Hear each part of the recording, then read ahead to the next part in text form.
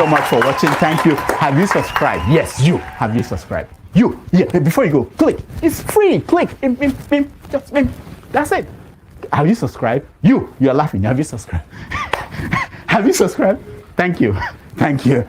Thank you. Hey, madam, thank you so much. I can see you. I can see you. We have to get to 100,000 subscribers. This by the end of the year. How are we going to do that if you don't subscribe? Yes, you. Yes, you're about to click off. Why? Have you subscribed? It's free. If you don't, ask your son, ask your daughter how to. Just one click. Thank you. Thank you. I see you. Aha. Thank you very much. Thank you very much. I'll see you tomorrow.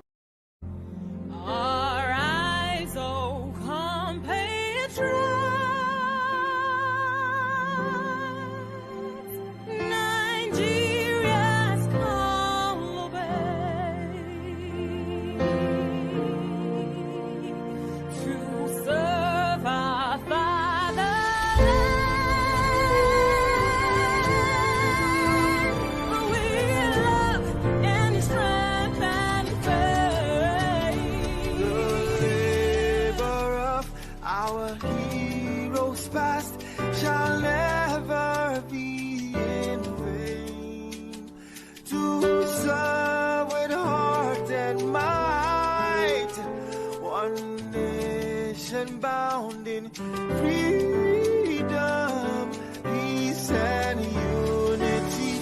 Hey, that's so. Yeah. Oh, yeah.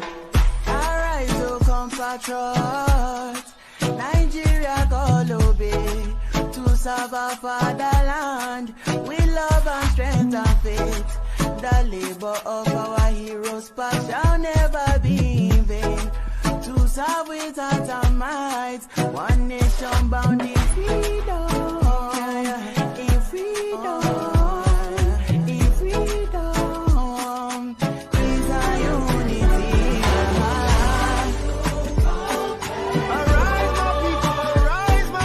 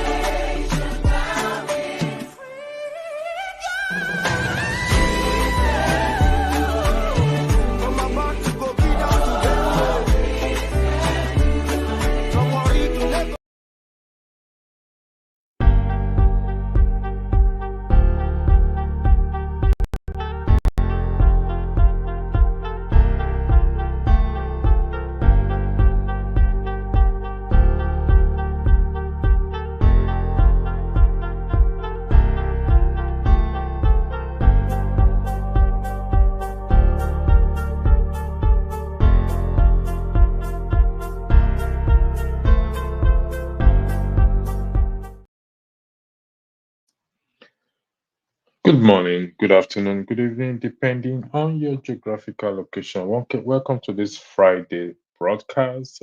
Looking at the topic is, should the military take over?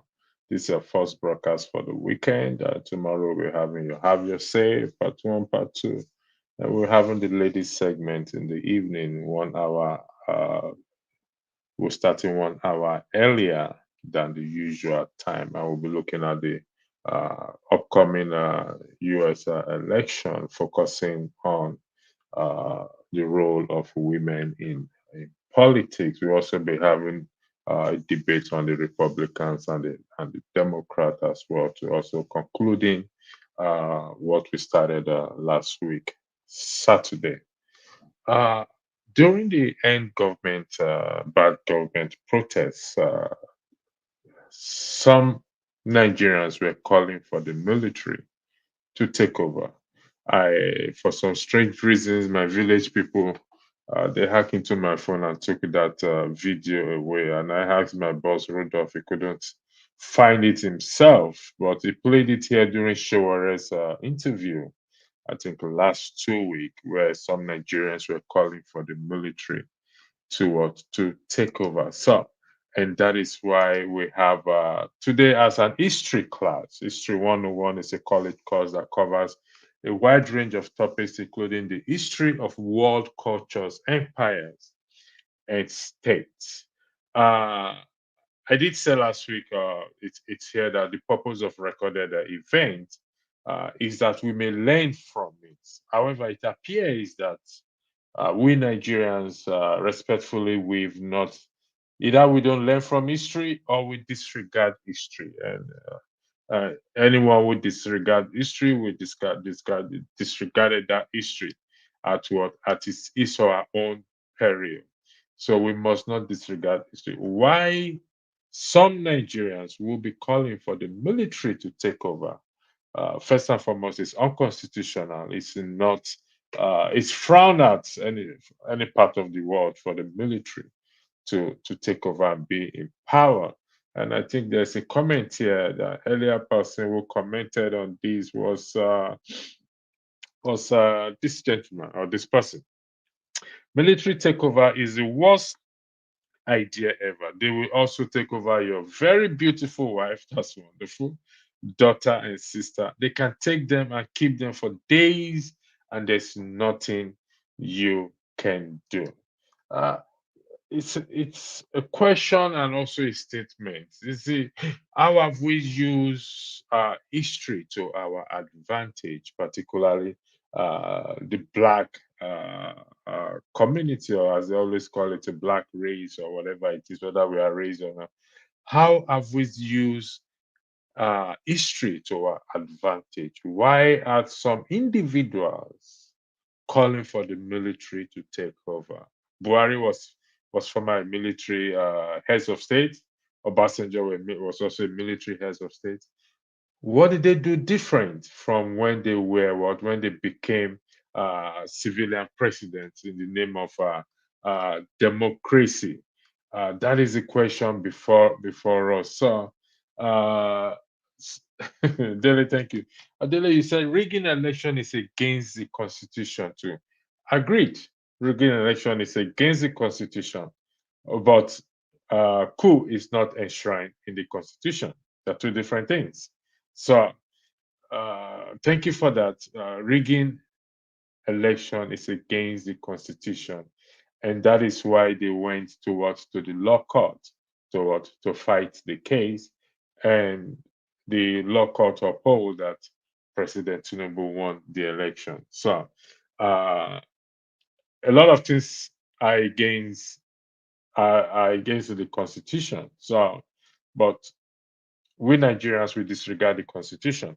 We don't have respect for our constitution, and we feel that some individuals go about parading that the constitution is a fraudulent document, constitution that they've not read. But that's not the case here today. We can delve into it. We'll delve into it, time permitting. We are here to talk about history. Last week there was a broadcast here held by Forefather, and it was like an history lesson going back years ago. And I asked a question. Yes, Nigerians are well educated, well grounded in history. In fact, if you go around the world, people will tell you Nigerians are well learned. But the question is, how have we used history to our advantage to progress or to improve our society? And that's why we're here today. The military, when they were in power, what difference? What difference did they do? Did they change the life? Were people life change? Did they put down anything that we can say, oh, this is what the military did, and it's still in continuity? Obasanjo came to power as a democratically elected president.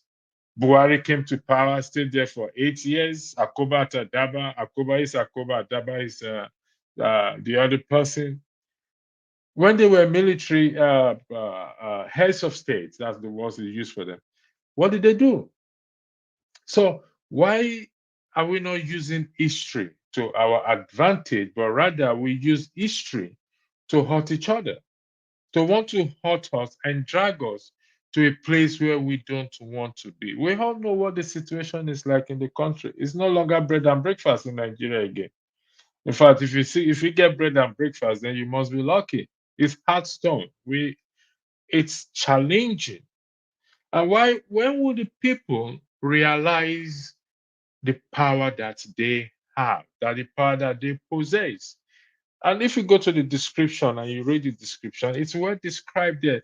We come across as this powerless people. We can't say, we can't do anything. Our everything about us is gone, even our dignity and everything is gone. So we are now turning to the military that we know they are dictators, military that we know very well when they were in power what they did. Imagine the amount of money that Abacha looted or stole. They said we shouldn't be using loot or whatever. It's not corruption. He stole the amount, the money. They are still recovering some of them today. Now, some of this money have been repatriated back into the country, but yet you can't see any difference or change it has made. So we are here today to ask ourselves this: how have we used history to our advantage? And we are calling for the military to take over. Yeah, Augustine. He said, what now happens when they go to the courts? What has the judiciary done about it? Sorry, I think that's a typographical error. It meant to say the law court, COURT. What now happens when they go to courts? What has the judiciary done about it? There's nothing the judiciary can do about it again. It's all in the hands of the people. 2027 election is coming up. So it's for the people, for us, when I mean the people, you and I, to focus on what we need to do prior to that 2027 election. So the judiciary have passed their own judgment. We have a president there now. There's nothing you and I can do than for us to go back and visit the Constitution. What can we do? You know me. Everybody knows my Bible or my quotation. What I strongly believe in, what I stand on, which is the section 68, 69, section 110 of the Constitution. Is there? That is my national anthem. I've been singing this for donkeys of years, and I will remain standing in that position, on that position, not turning to the left, not to the right, not looking backward, all the way forward. So the judiciary has done what they know best to do. We don't agree with them. We don't agree with the outcome. But the question is, or the issue is, what are we going to do about it? What will you do about it? Yeah, Mr. Doyle, thank you for joining. You said the military should take over. On what ground or basis are you saying the military should take over? If you can give me one or two reasons. You can't just say the military should take over if you don't have any reasons. For saying the military should take over, what you are admitting to is the citizens are powerless. Because we're going by the definition of democracy. Government what? Of the people, by the people, and what? And for the people. So the military is not democracy. Yes, we may not be seeing democracy as it should be in Nigeria. And who is to be blamed? You and I. We can't blame anybody. It's you and I, the people, the people, the people, for the people, by the people, with the people. It is you and I. So give me two reasons why you now said we should what the military should take over. So Mr. Adifenwa Cole, I will appreciate if you give me two reasons for that. The military is more corrupt than the civilians. So you can see that's a counter argument, Mr. Dewale. So you need to counteract it if you say the military are not as corrupt as the civilians, or more corrupt than the civilians. You know that things are falling apart when the civilians begin to advise the military to take over. Only the military without balls are told when they need to take over. You know that things are falling apart when the civilians begin to advise the military to take over. That is not, no, sir. Respectfully, while I acknowledge your opinion, the civilians, which is you and I, we have the power. Any country that you see practice true democracy to a large extent is down to the people. It's going to be challenging. Nobody, I'm not under that illusion that it's going to be an easy thing for us to do, but it's not impossible. It's not impossible. We can achieve. You see, as long as we keep telling ourselves that we cannot, then we will not be able to. That is how powerful our words are. As long as we keep telling ourselves, we keep drumming it on our head, and it's like when you tell a lie and you emphasize on that lies and you build on that lies and you people believe it, that lie become an establishment. That is what we are doing to ourselves. So we can't blame anybody for what we are doing to ourselves. We are supposed to push positive thing out there. Push positive thing out there. Tokwe, you said even with the so-called democracy we have now, the people are still powerless. That's not correct. That is what you see. This is the message we have to push back against. Why will you say the people are powerless? What attempt have the people made so far for you to come to that conclusion that the people are powerless? Will you say you are powerless? If you can say you're powerless, if you can be bold enough to go back to that keyboard and type that, yes, you are powerless, then I will understand your argument. So I look forward to you saying you're powerless. You can't do anything. You can't do anything about your situation, about the Nigerian situation, not a personal thing, please, about in the context of Nigeria or in the context of government and governance, that the people are powerless, they can't change that. Just type that, then I will understand where you are coming. Mr. Diwali, I am still waiting for your response. I beg your pardon, Cole. You said the military should take over. I just need you to please give me two reasons. One reason why you are advocating for the military to take over. I want to know that. Just give me one reason, please. Thank you, Tokwe. If the court can't properly protect the right of the citizen to elect a righteous leader and people are suffering, there is a desperation to change things by any means necessary. Yes, we are desperate to change the narrative. We're desperate to have a good government, but not by any means necessary, not by the military. Even if it's by any means necessary, not by the military, because you cannot predict what will happen next. Come on, take a look at the past military heads of state that have been in power. Just tell me, what did they establish that has continued up to date? Even the Obasanjo and the Buhari that we know.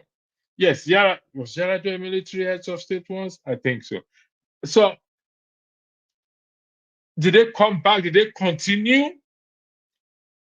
from what they left behind or what they established behind? Buhari was 8 years in power. What did we get? Just tell me, what if you can tell me one positive thing the country benefited, or what policy or legacy it left behind for Nigerians to say and look back and say, oh yes, when he was voted into power, I asked a question. What did this man forget in Aso Rock that he's going back to collect? Did he forget his wallet that he's going back to Aso Rock to collect? What did he forget? What good will it do to Nigeria? You see, it's about the people. I'll keep drumming this into our ears. It's about us. When I mean the people, I mean Nigerians in Nigeria and the ones in diaspora. It's about us. Only we can change the narrative of that country, not the military. Only the citizens can change the narrative, can change, can turn that country, and it's possible for us to turn this around. If we stop pushing this negative narrative that we are powerless, if we can just stop pushing this negative narrative that we are powerless, so the military can come and take over. Listen, the same us that are asking the military to take over is the same us that will regret it later on. No one else. It's just you and I. Thank you for that. Adefewa, I'm still waiting for you. Rike, OBJ, Buhari, David Meti, all are soldiers. They ruined Nigeria. And that's a fact. It's not because it sits with my narrative. No, it's a fact. Just look at the state of the country today. Let's go back history. We are talking about history. Some will come and say, oh, the elites are the one, the elites are the one. What's the definition of elites? I think I need to check that dictionary definition of elite. What is the elite? It's time we start to use history to our advantage, but we don't. We will talk about colonialism every day. The colonial master did this. Our brains are wired, this and that. Nigeria is a many nation. If Nigeria is many nation, then for crying out loud, split it. Is anybody stopping us from splitting it? Nobody is stopping us from splitting it. Oh, Nigeria shouldn't be on Nigeria. The amalgamation, they brought us together. We should.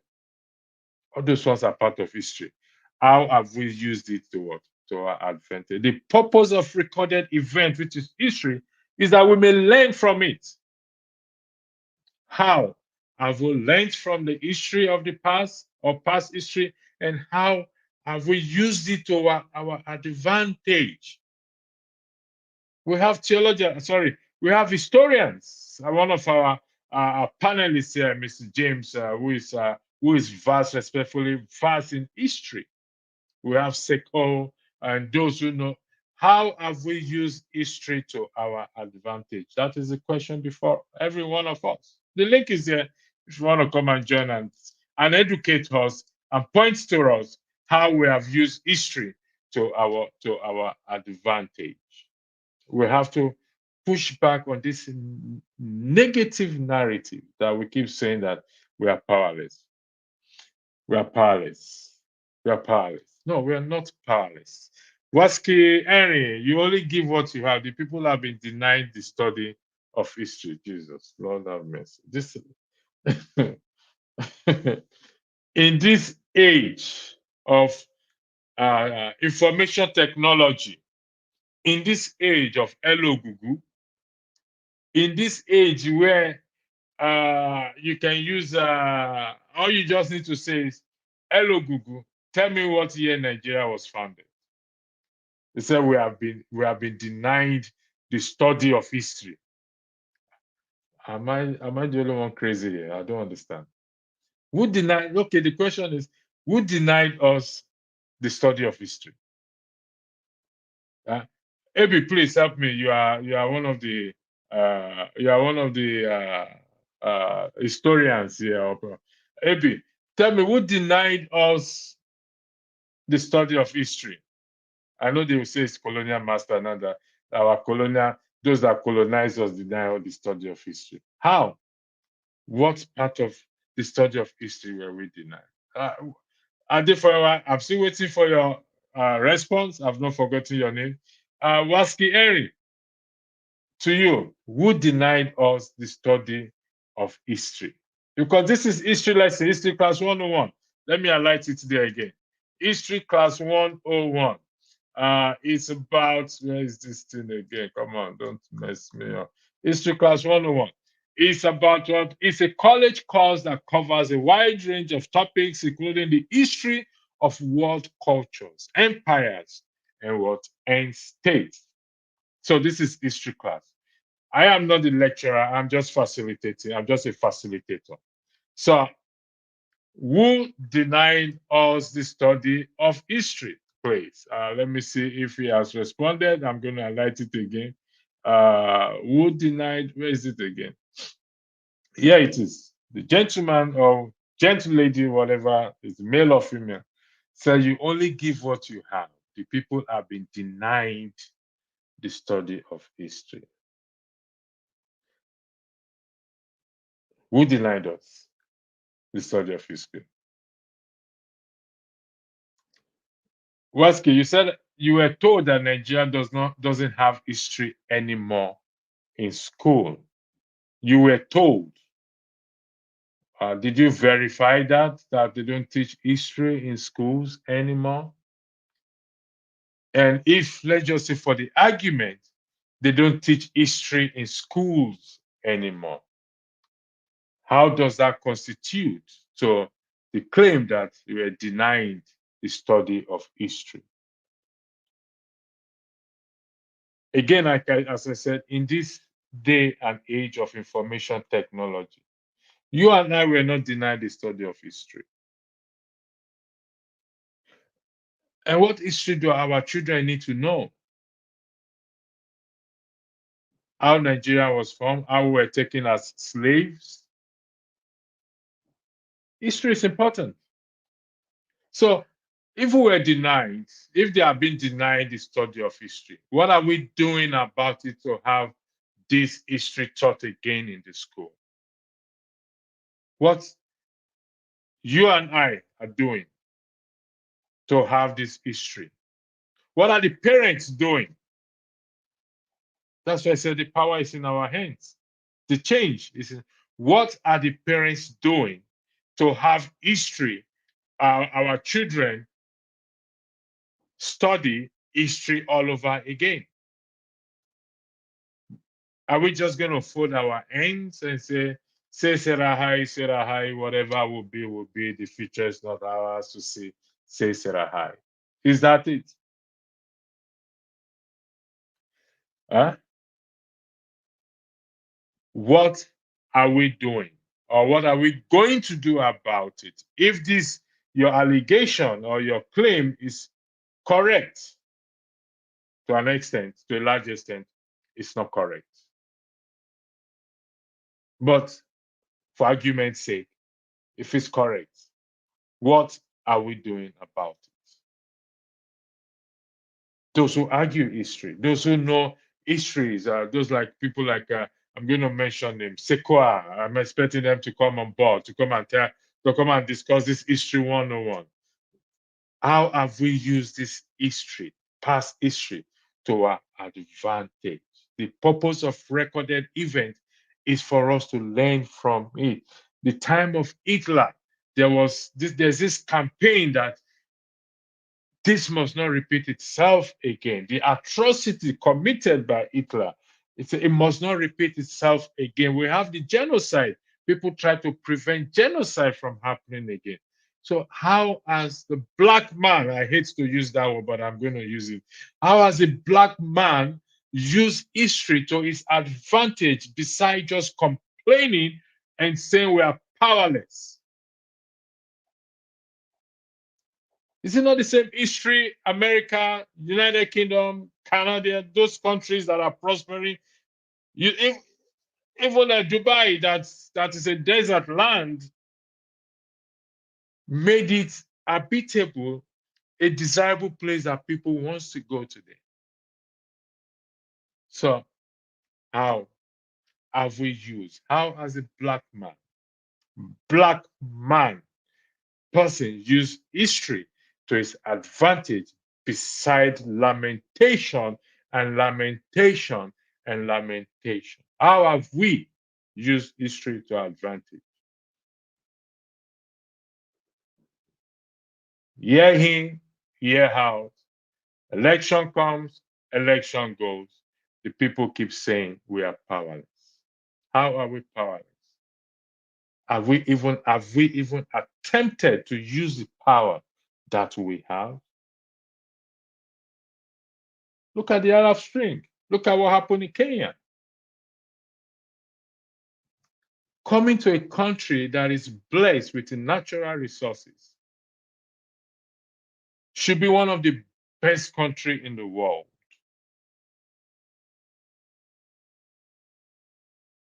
We have the sun that we could tap into to use as solar system. In fact, Nigeria should not be dependent on electricity at all. Solar system.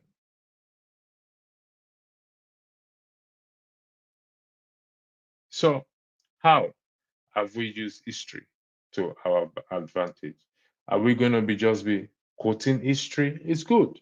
We have people, we have, like I said, we have historians. They are going to quote for you what happened in the year 000, how the pyramids civilization started from Egypt. But look at the state of Africa, or in the context of our discussion, Nigeria in particular. How have Nigerians used history? How have we Nigerians, so I'm putting every all of us in the same basket, how have we Nigerians used history to what? To our advantage? Than rather to say, oh, the elite is our problem. The politicians is our problem. They came from us. They did not fall from the sky. If the nation is, if there are more than one nation in that country, it doesn't take much to split it. Trust me when I say that. It doesn't take much. But the truth is, we don't want to.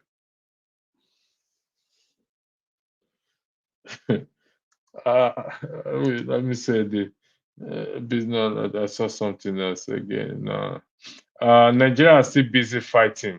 1960, 66, blah blah blah. Maybe, maybe.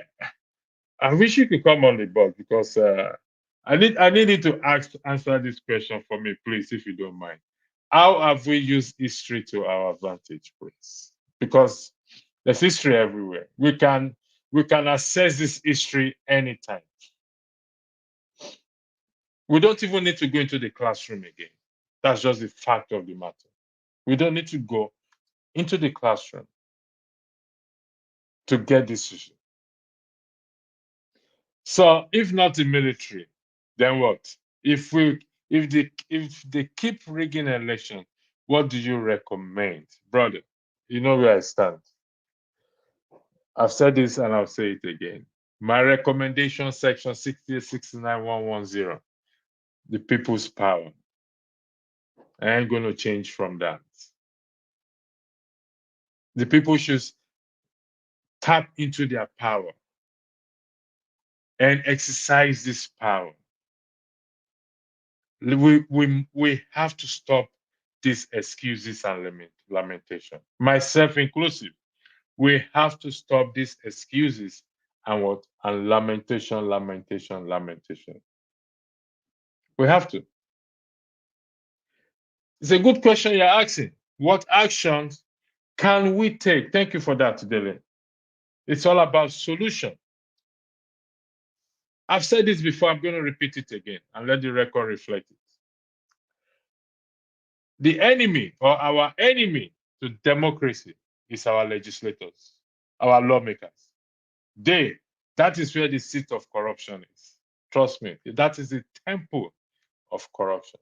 But you see, these people claim to represent us, you and I. They work for us. They work for you and I. We pay them salary. And that is why I keep saying, those who go about saying that the 1999 Constitution is a fraudulent document, it does not represent the people's wish, it does not represent, let me tell you something, respectfully, these are also part of the enemy of progress in that country.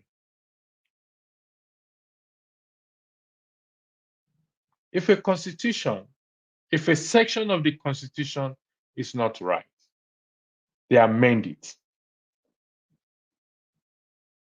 And for us to get it amended, look at the amendments they are doing in respect to the Sharia, the section, the provision of the Sharia law there. They want to take the word personal away and make it, I want to broaden it.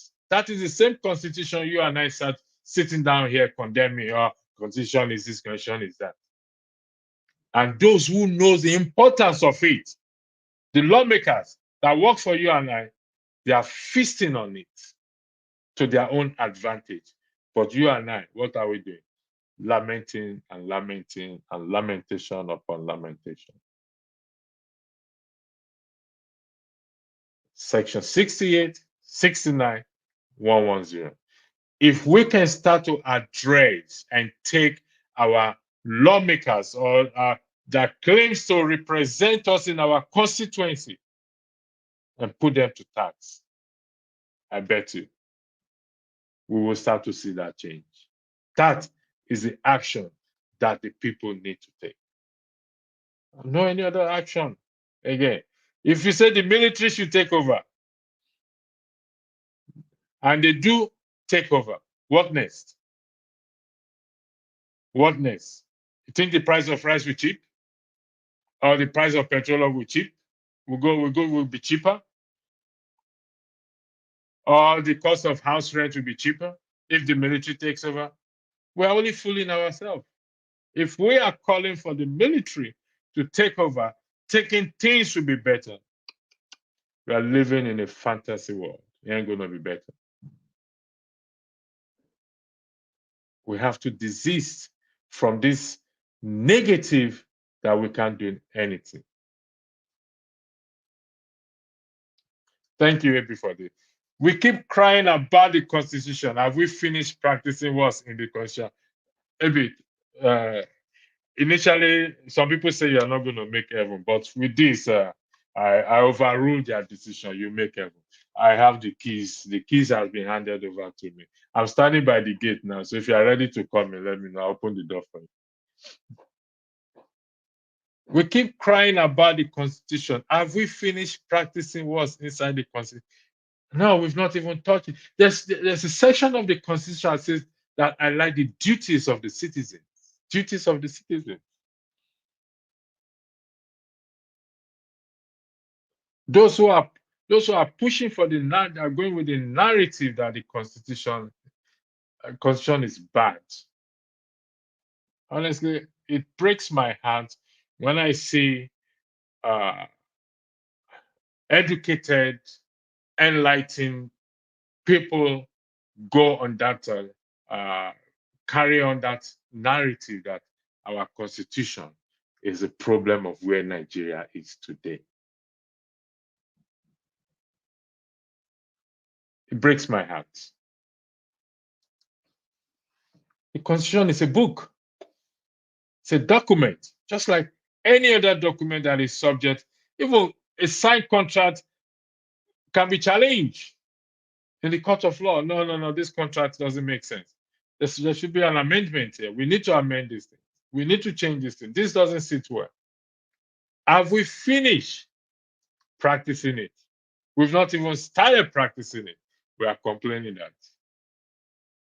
And when I see people who have not even read the Constitution, just pick one word there and say, because they say, we the people who are not there. And do you think they'll come and consult you personally? Have you ever heard anywhere in the world where Constitution is written and they want to consult individual persons? How do you want the Constitution to be written? Tell me, have you ever seen it anywhere, done anywhere in the world?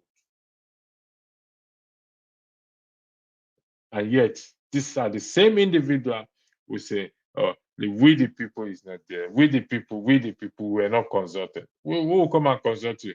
When you're in diaspora, they'll come and meet you in diaspora and consult you. Clap for yourself. Thank you for joining those of you in the comment section. Keep sending your commenting. Thank you very much. What is with you, Igbos and coup? Just because you lost the election, you want a coup. How about deal with your IPO sit-at-home problem?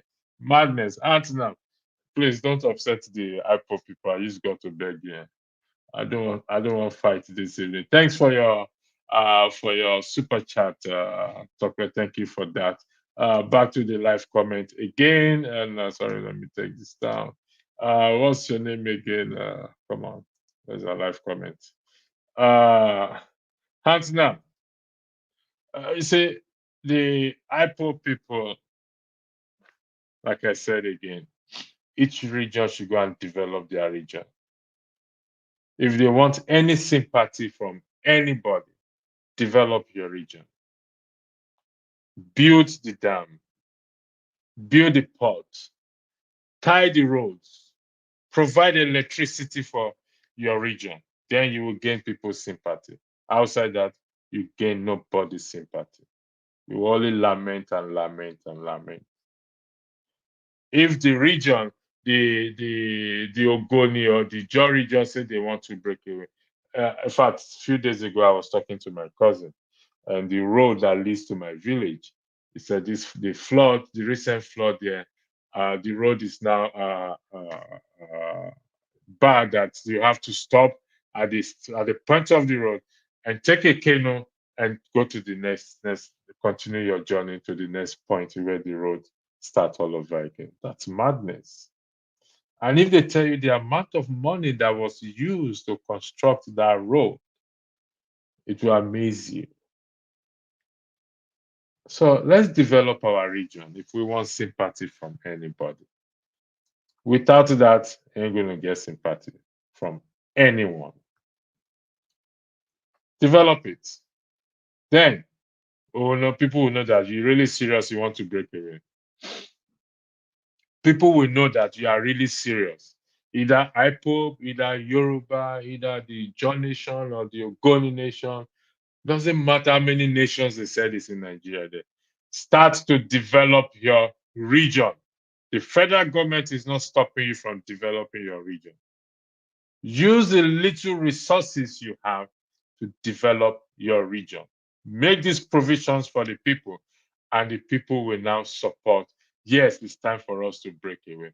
I can assure you, if a referendum is done today, the people will say, no, we don't want, let's stay here, because these people we are seeing here that are telling us this, they are not different from the present government. Thank you for that again, Antina. I grew up under the military. They are the worst. We have to make the civilian government work. The worst civilian government is better than the best military government. Thank you for that. The worst civilian government is better than the best military government. We have to make the civilian government work. We, you, and I. We have to make it work. So if we think one foreigner somewhere will come and make it work for us, we're wasting our time. Or we think Donald Trump or Kamala Harris or who is the president of UK? What's his name? Keir Starmer will come and make it work for us. They have their own problem. They have their own people they worry about. Why would they worry? Who will come and worry about us when they have their own people to worry about? They're not coming to worry about us. They have enough sleepless nights thinking about their people. They will not come and add me and you to their cup of tea or to their plate. Nah, we have to do the work. Well, I said. Thank you very much. What do you think about Nigerians not paying income tax for the most part? You don't think our stunted development has something to do with? How do you call? Who's, who said Nigerians don't pay income tax? I don't. Tax is deducted automatically from people's salary. The question is, where does the money go to? What do they use the money for? All those market shops that you see that they are collecting local government fee, those are all part of the tax they pay. Where's the money going to? Are Nigerians not paying income tax? Because this is automatically deducted from their salary. Please, except I am wrong. I mean, I worked in Nigeria before. I think I still have one of my pay slip with me. I just saw it 2 days ago when I work with work on the ship with I think it's Monterrey. I say I have one of my pay slip with me, and I can see tax deducted from it. So who said Nigerians don't pay income tax? Oh, it's changed that only a minority have tax deducted. It's not minority have tax deducted. uh, this is our problem. This is always our problem. Only a minority. Okay, you change the language again. I said for the most part. Income tax is a direct tax, not indirect tax. So, thank you very much. Let's be factual. Income tax is a direct tax, not indirect tax, meaning you don't have a choice. It will be deducted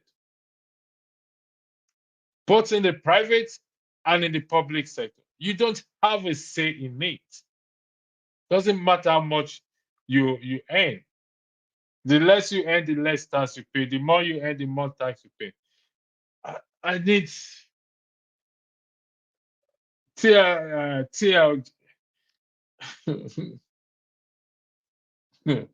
uh, it said, I'll come back to you again, Martinelli. Read my original post. I said for the most part. Let's go to the original post.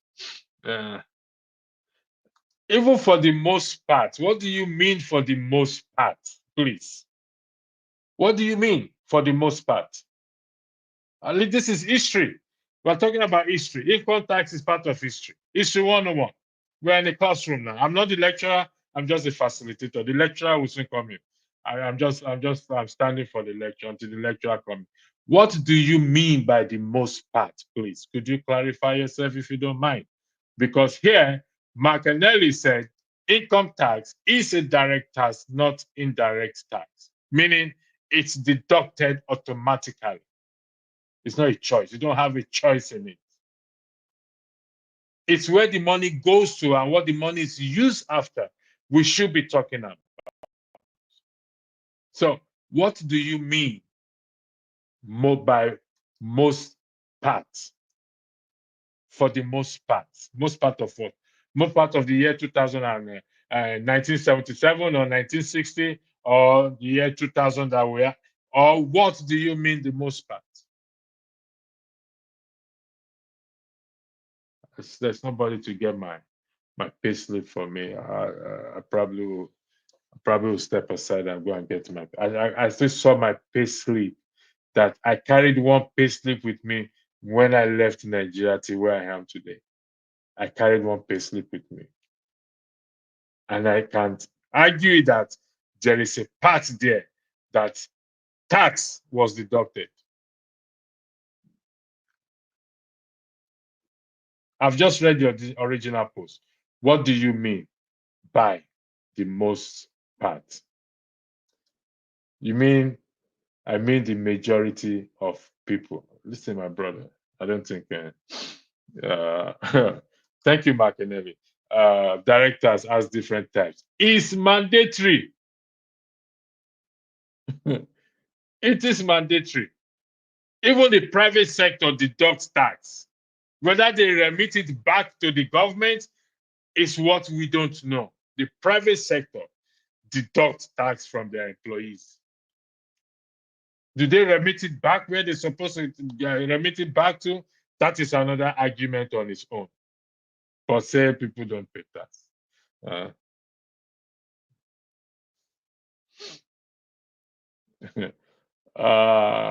let's we just this is history 101. Like I said, how have we used history to our advantage? We are dealing with history here. History 101. Those who knows history, we can't see them again. I can't find them. They are not coming in again. I come and tell us those who think our elite are our problem.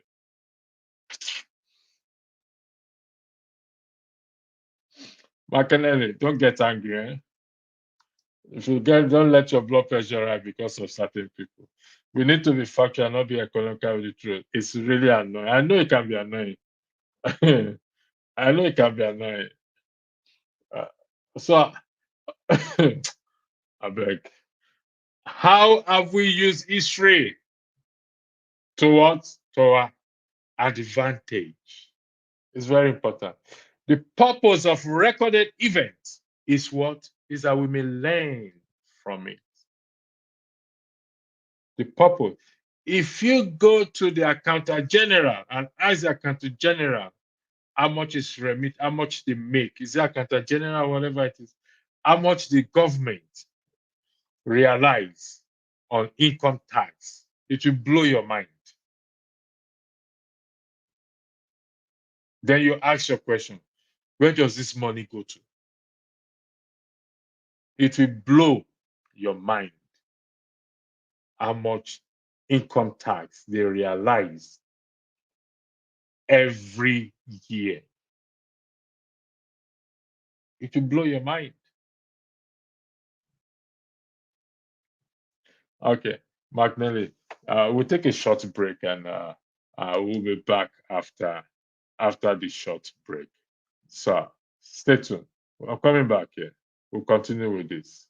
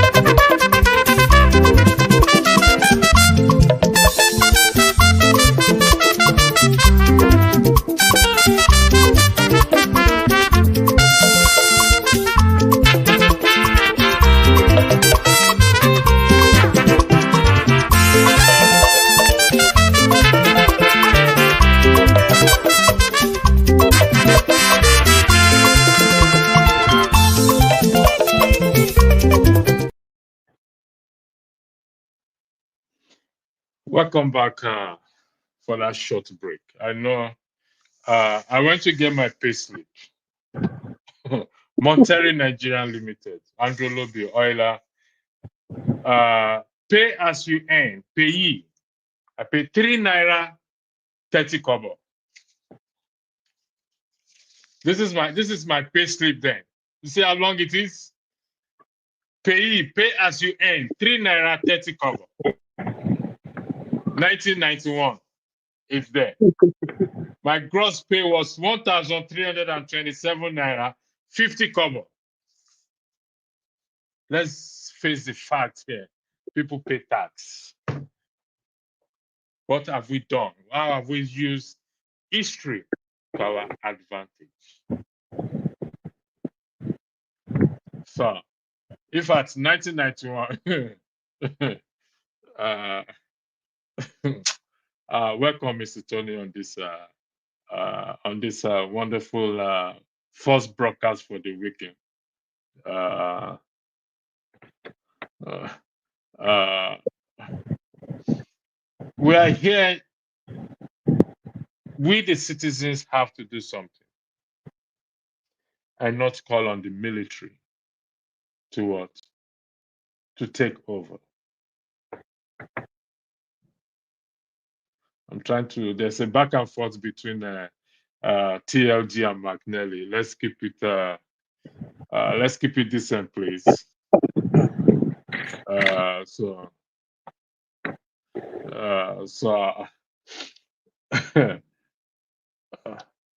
the floor is yours. Thank you. Good evening, and good evening to everybody who is listening. I think it's an interesting topic. I think that those who are suggesting that the military should take over is just out of frustration that they feel from the state of the nation. But that can't be the answer, because we spent a lot of years trying to chase the military out. So if the military was so good, why did people die? Why did people have to go to the trenches? Why did people have to go abroad and fight? It wasn't an easy fight. And so apart from the fact that it's even treason to make such a call, but let us look at it on its surface. The military has spent more years ruling Nigeria than the civilian government. In fact, they are part of the problem, or they were part of the problem that has retarded Nigerians' progress since independence. And I say that because if we had pursued regionalism, when they took over, they introduced a unitary system ruled by decree. They destroyed the regional system that we had that brought progress and competition to every section of the country. So every country was producing, was moving at a strong pace. Things were much, much better then. Now, if you compare that period to the period of the military, you'll see a gradual retardation. Apart from the squandermania and the looting, because you can't question the military. Yes, there were a few things that they did, but in terms of development, moving Nigeria forward, you want to wonder, why is it now that some people are calling and asking that we go back to the regional system that we have? The creation of states that we have today have thrown Nigeria to a situation where bureaucracy is so large, the cost of administering the nation, the officials that you need and all that, there's so much now that even people are saying that, even this system, questioning this system that we are running now in the presidential system. So for me, I think that that's not the way to go. I think that our power is in our vote. I mean, in Mozambique, there was an election on Wednesday. And the ruling party that was there since 1966, since independence, 58 years, they were booted out because the people felt that the government was no longer going in a way that would positively bring progress to the country. So you have the opposition now in power, and that's the power of change. If the nation is not working well, Nigerians have the power through their votes. And the problem is that they have not been disciplined in the use of their votes. We are easily, it's easy for us to just sell our votes because of for a mess of porridge. So the problem is not with leadership. If the leadership is bad, that's why there's followership that will stand and say, no, we don't want you again, and put them out. It may take some time, But that is their power, and that's the way to go.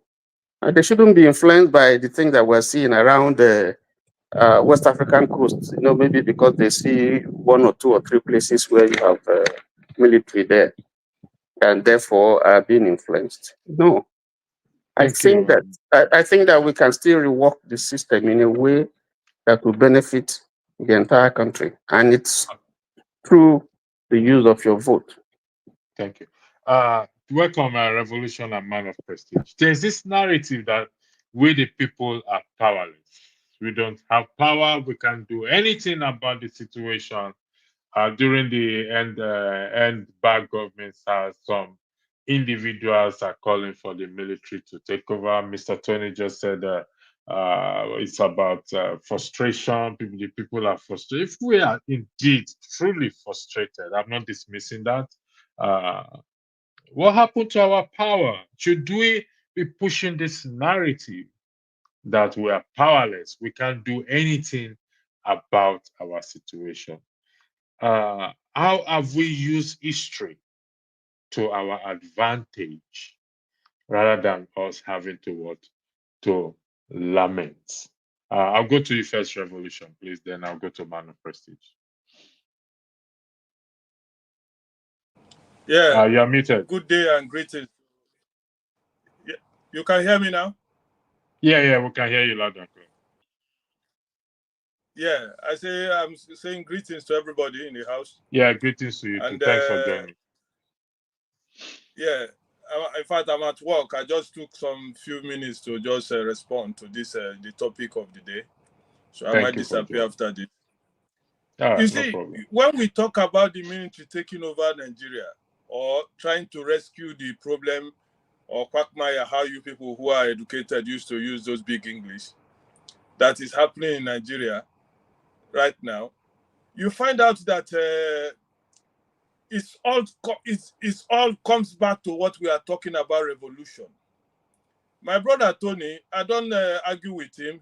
That is his own opinion, and that is the opinion of all these church people or these pastors. Take it easy, things will happen. Take your vote while people are dying. While the people who are enjoying are enjoying. Same faces since I was born. It's the same faces you see every day. They will say future Nigerian, the youth are the leaders of tomorrow. You never see them. When we come, they tell us, don't worry, use your vote. The day of the vote, we see them go to court. The whole people who voted, everything just dabaru like that. No. Where we are at this junction, if we want to speak the truth, and just a point of correction, he was talking about Mozambique. It wasn't Mozambique, it's Botswana. Mozambicans, they are still fighting about the rigging. Botswana, I'm sorry. Yes. Botswana. Mozambique, they are still fighting what we couldn't fight in, and they are fighting now that the election was rigged. So if Nigeria refuse to fight, I know some people will say you ran away, you are talking to fight. Brother, when the fight starts, we will go back home. Yes, because I love my country. Here I've been for so many years. I'm tired of being here. Now the winter is approaching. All your body is cold. You don't feel happy. Even the people where they're born here are crying. So we have to fight. We are not just only losing a lot of things. We are not meant for this type of weather. So military coming to Nigeria now to rescue Nigeria is a welcome development if we will find those revolutionary military people who can remove this bunch of people telling people who ask you to talk, shut up there. When all those type of public disgrace, the other one slapping an Uber driver, nobody will talk anything. So for me, if we find revolutionary military people who will come to rescue Nigeria, not just all these Tinubu's boys, giving them look at the new chief of army staff, another party system like that. These are not the military we are looking for. We are looking for revolutionary military guys to save us, and that is the only solution. Election will never, I repeat, never produce anything in that country, as far as I'm concerned. I stand to be corrected. Anyway, thank you. Maybe I will join later. Let me just run away. Thank you very much. Man of Prestige, Revolution said that we need a military with a revolutionary mind. I'm just hearing that word for the first time. I don't know if there's a word that exists there. The military are military already. If they now have a military revolutionary mind, don't you think that is a third world war we are looking at starting from Nigeria? Man of Prestige, the floor is yours. Thank you. Before you speak, Man of Prestige, tomorrow, the ladies segment, we are talking about the US election. So you're a Democrat. Yeah. I spoke to the Republicans earlier, some of the Republicans earlier. So your name was mentioned. So be there tomorrow, please. So the floor is yours, Madam President, in the context of what we are discussing. We are in the history class, History 101. Thank you very much. Yeah. Thank you very much. Good evening, electricity, and good evening, Mr. Tony. It's nice to see you. Yeah, I mean, I'll be very. I'm voting for Kamala Harris. That's never in doubt, and she's gonna win. Okay, forget about what the poll said. The early vote said it all. You got it, bro. You got it, bro. Yeah, she's gonna win. It might be close, but she's gonna win. You know? And I know that's gonna happen. But having said that, we are talking about Nigerian politics. But I'm surprised, electricity. You are talking about a revolution or some other things. The reason why I came in is because of the atrocity that is happening in Nigeria. I mean, I'm just tired. I'm giving up on Nigeria. Look at what happened today. I thought that's what you're going to be talking about, unless we're going to talk about it tomorrow. Look at the teenagers. What happened today? Look at the teenagers who are charged for treason. That is the main reason why I came in. I've never seen the teenagers are charged for treason. What? Sorry, I am not informed about that situation. We can talk about it. This is history class. Okay, we can talk about anything except the U.S. election. That is for tomorrow. So, everybody has seen it. What happened? I mean, about 30-something teenagers from age of 13 to 16. They are charged for treason. I mean, they came to court today. A lot of them were hungry. They fell out in the court. They have been in detention for the last 90 days. Is that the country you want to talk about? Yes, I don't even know what to talk because I'm tired of Nigeria. I just come to talk to that. Man of Prestige. What did they do for them to be charged for treason? Those were those that were held in the north for flagging Nigerian flag during the demonstration. So there are lots of them. There were also adults who were involved. Okay. I don't have knowledge of that, so I'm going to be depending. But Mr. Tony, about 35 of them are teenagers. That's what's so annoying about that. Sorry, 1 second. Sorry, let me start. Soji Adamu, I need you to be respectful. Mind the language you use, please. I'm not going to repeat it again. So I'm going to take you off backstage, except you want to come in. You don't occupy space. You have to stop this habit of, you have to do better. So I'm going to take, you know what, there's no point. So, sorry, Man of Prestige, go ahead. Go ahead, Man of Prestige.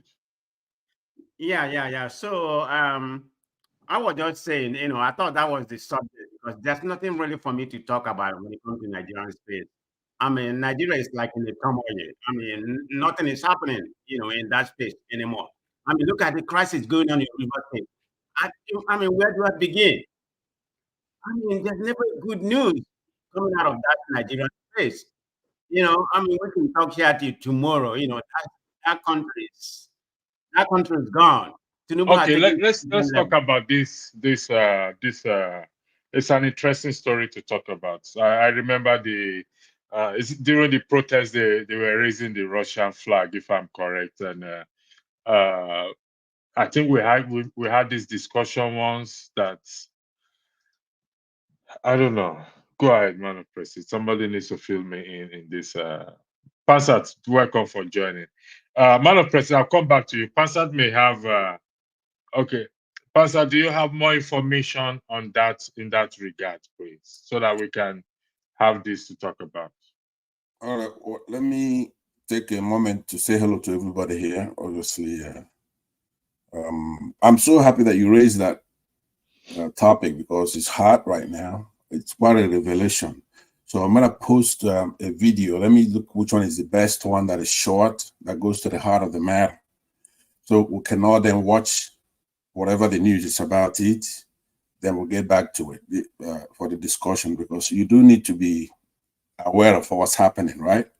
With DG went to court. That's what you're talking about, right? The people. Yeah, that's what Man of Prestige raised. This, first and foremost, this is history class, history 101. So it's part of history we're talking about, please. So go ahead. I yield back to Man of Prestige to conclude, but as he's talking, I'll post something for you on the private section. Okay, Man of Prestige, the floor is back to you. Thank you. Man of Prestige, are you with us? Okay. Yeah. Thank you very much. Okay, so, I mean, what is the topic you are talking about? Because I just joined. I was not following. Apart from what I just mentioned. You just raised an interesting topic now in terms of the youth being charged for treason for raising the Russian flag. Is there anything like that in the Constitution? I've not come across anything like that. Yeah. Oh, I'm surprised. Have you been to a Nigerian space today? I mean, it's going all over the country. No, I've not. Today is a special day for me, so I've not been. I even forgot. I shouldn't have even set up a broadcast, but I've not been to Nigerian space today. So what is so special today about you? Is that your birthday? I'm alive and well. Huh? I'm alive and well. I think Mazi is okay. Did something on that today on his platform. He put out a video, to do with the court case. Posted. We had visuals of the teenagers who were brought to court, and their condition was very pathetic. But just looking at that, it just, I first of all, I was thinking that if these were teenagers from the Southeast, I think because we have discussed this here on the platform, I think a lot of people would say that it is because they are from the Southeast. That's why they are being treated that way. But they are not from the Southeast, they are from the North. And they have been there for over 90 days. And the condition in which we saw them is pathetic. You can even see some of... Should anyone be treated that way in the first place? That's the issue. First of all, they are teenagers, I think between maybe 14 and 17. And they've been put in detention there with adults and under very pathetic conditions. I don't think that that is justifiable by any measure that you want to use.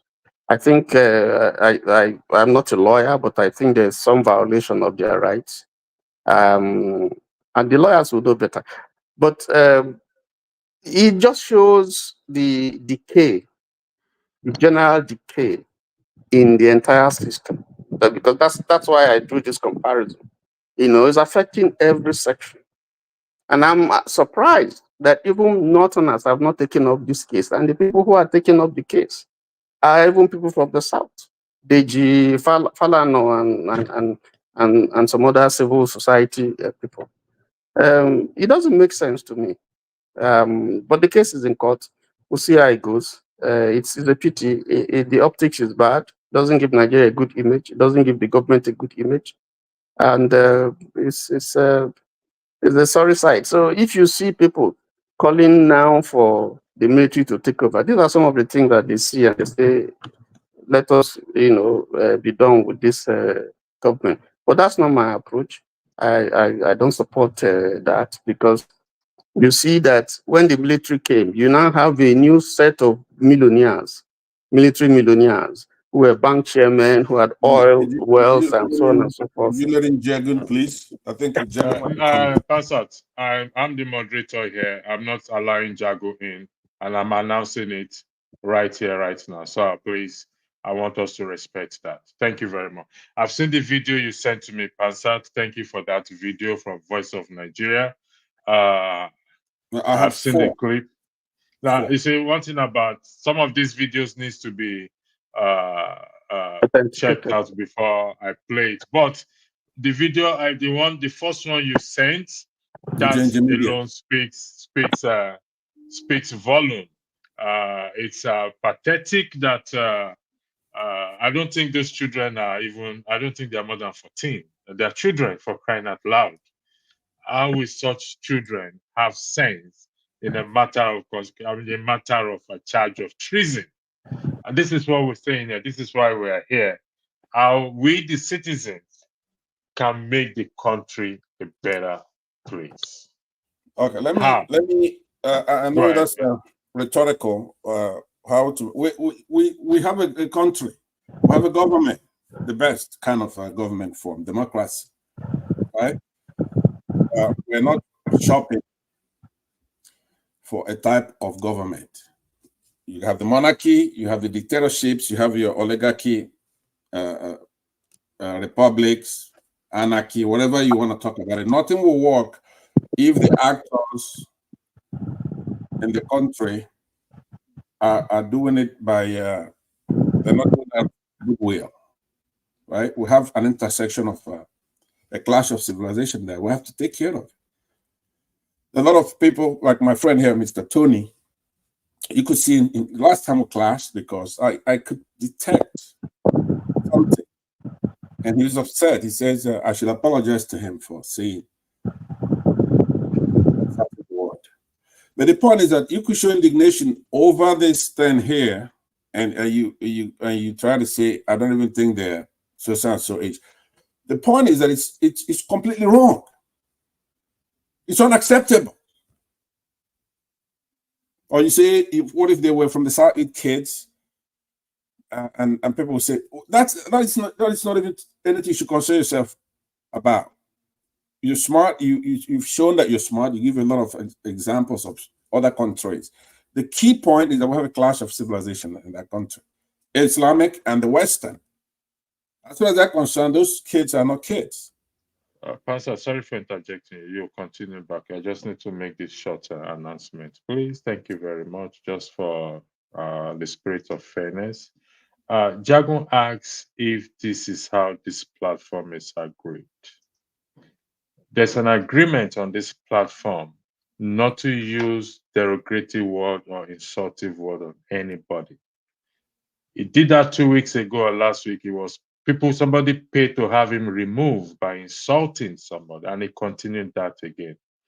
I'm just putting it out there. This is the spirit of fairness. And until personally I see that change in you, we don't want to change. That is it. That is your own prerogative to make. Okay. I have my reasons. It's on record there. So thank you very much. So go ahead, Pastor, for your backwards. All right, before I continue, let me say I do disagree with you. I was present when those things happened. It doesn't rise to that level, right? We should forget. I'm boycotting this channel, as a matter of fact. But Jagun, as an irritant as he is, he does irritate me a lot. But he's quite an addition to this platform. He's very knowledgeable with our history. He does a lot of good. I disagree with him on some things, but and what happened there is nothing that we should, as brothers, come here and don't have it too long. If you are the moderator and you deserve respect to moderate the platform, so I will appeal on his behalf that you have a change of heart and then let him in whenever you can. It's not an imposition on you. It's up to you. But let me say, the major thing that I was telling my brother Tony here, who I believe it's a very knowledgeable person. I don't pay a lot of attention to people who come back. We cannot have a la carte indignation over things. We have to look at everything holistically. There's no shortcut. We're gonna have to fight for our country. We're not gonna have people drive us into another form of government or have them always think that we're going to have peace without justice, or that they can actually defeat us in a war. Now, depending on who the us is, I'm a Biafran, and I've had it up to here. You have those kids in a courthouse. Now, forget about the fact that the judge there's an Igbo guy in that courtroom. So even if the police or Muslims in the north are into abusing kids, having them go suffer, beg, and suffer all kinds of indignities out there, how come when they come up for this is over a month? One of the stuff I posted is to show you long ago, the press said that you have these kids arrested for these crimes, heinous crimes. So what about the society? What about the judges? When they come up for bail for 30 days, 60 days, 90 days. So what kind of country do we have? That shows you. Imagine people like Nnamdi Kanu, when they're complaining, when they say, hey, look, I've been acquitted. Why not release him? So when what you want us to do is to pick them. When it's not on kids that they're doing this to them, we're going to have indignation. Or we're supposed to say, no, this, we're going to have to do something about this. So I'm watching, maybe I'm wrong. Mr. Tony, I don't want to pick on you particularly. I'm boycotting this channel, but I came for you to understand you better, because there is a code that you have, which is looking from the Southeast. And then you go on to do things our enemies do. And then when I say it, you say, hey, you're maligning me. This is a record. So I want to understand where you're coming from. Are we in a system where we're going to let people who came after we got the independence of that country come and lord it over us? Maybe you're going to sympathetically level around it, because I disagree with that. I believe that we could take over that country as Igbos. As in okra, ane to Kadunye Korea, right? We planted that okra.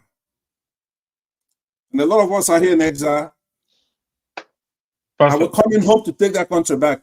are Whether you we like it or not, focusing? by Are we force. focusing on those children, or we are going to IPOB? I'm a bit confused here right now. Okay, I had yielded back, but let me just answer that briefly by saying it's a holistic thing. We're looking at the judiciary. We're looking at the kind of government we have. We're looking at the injustice.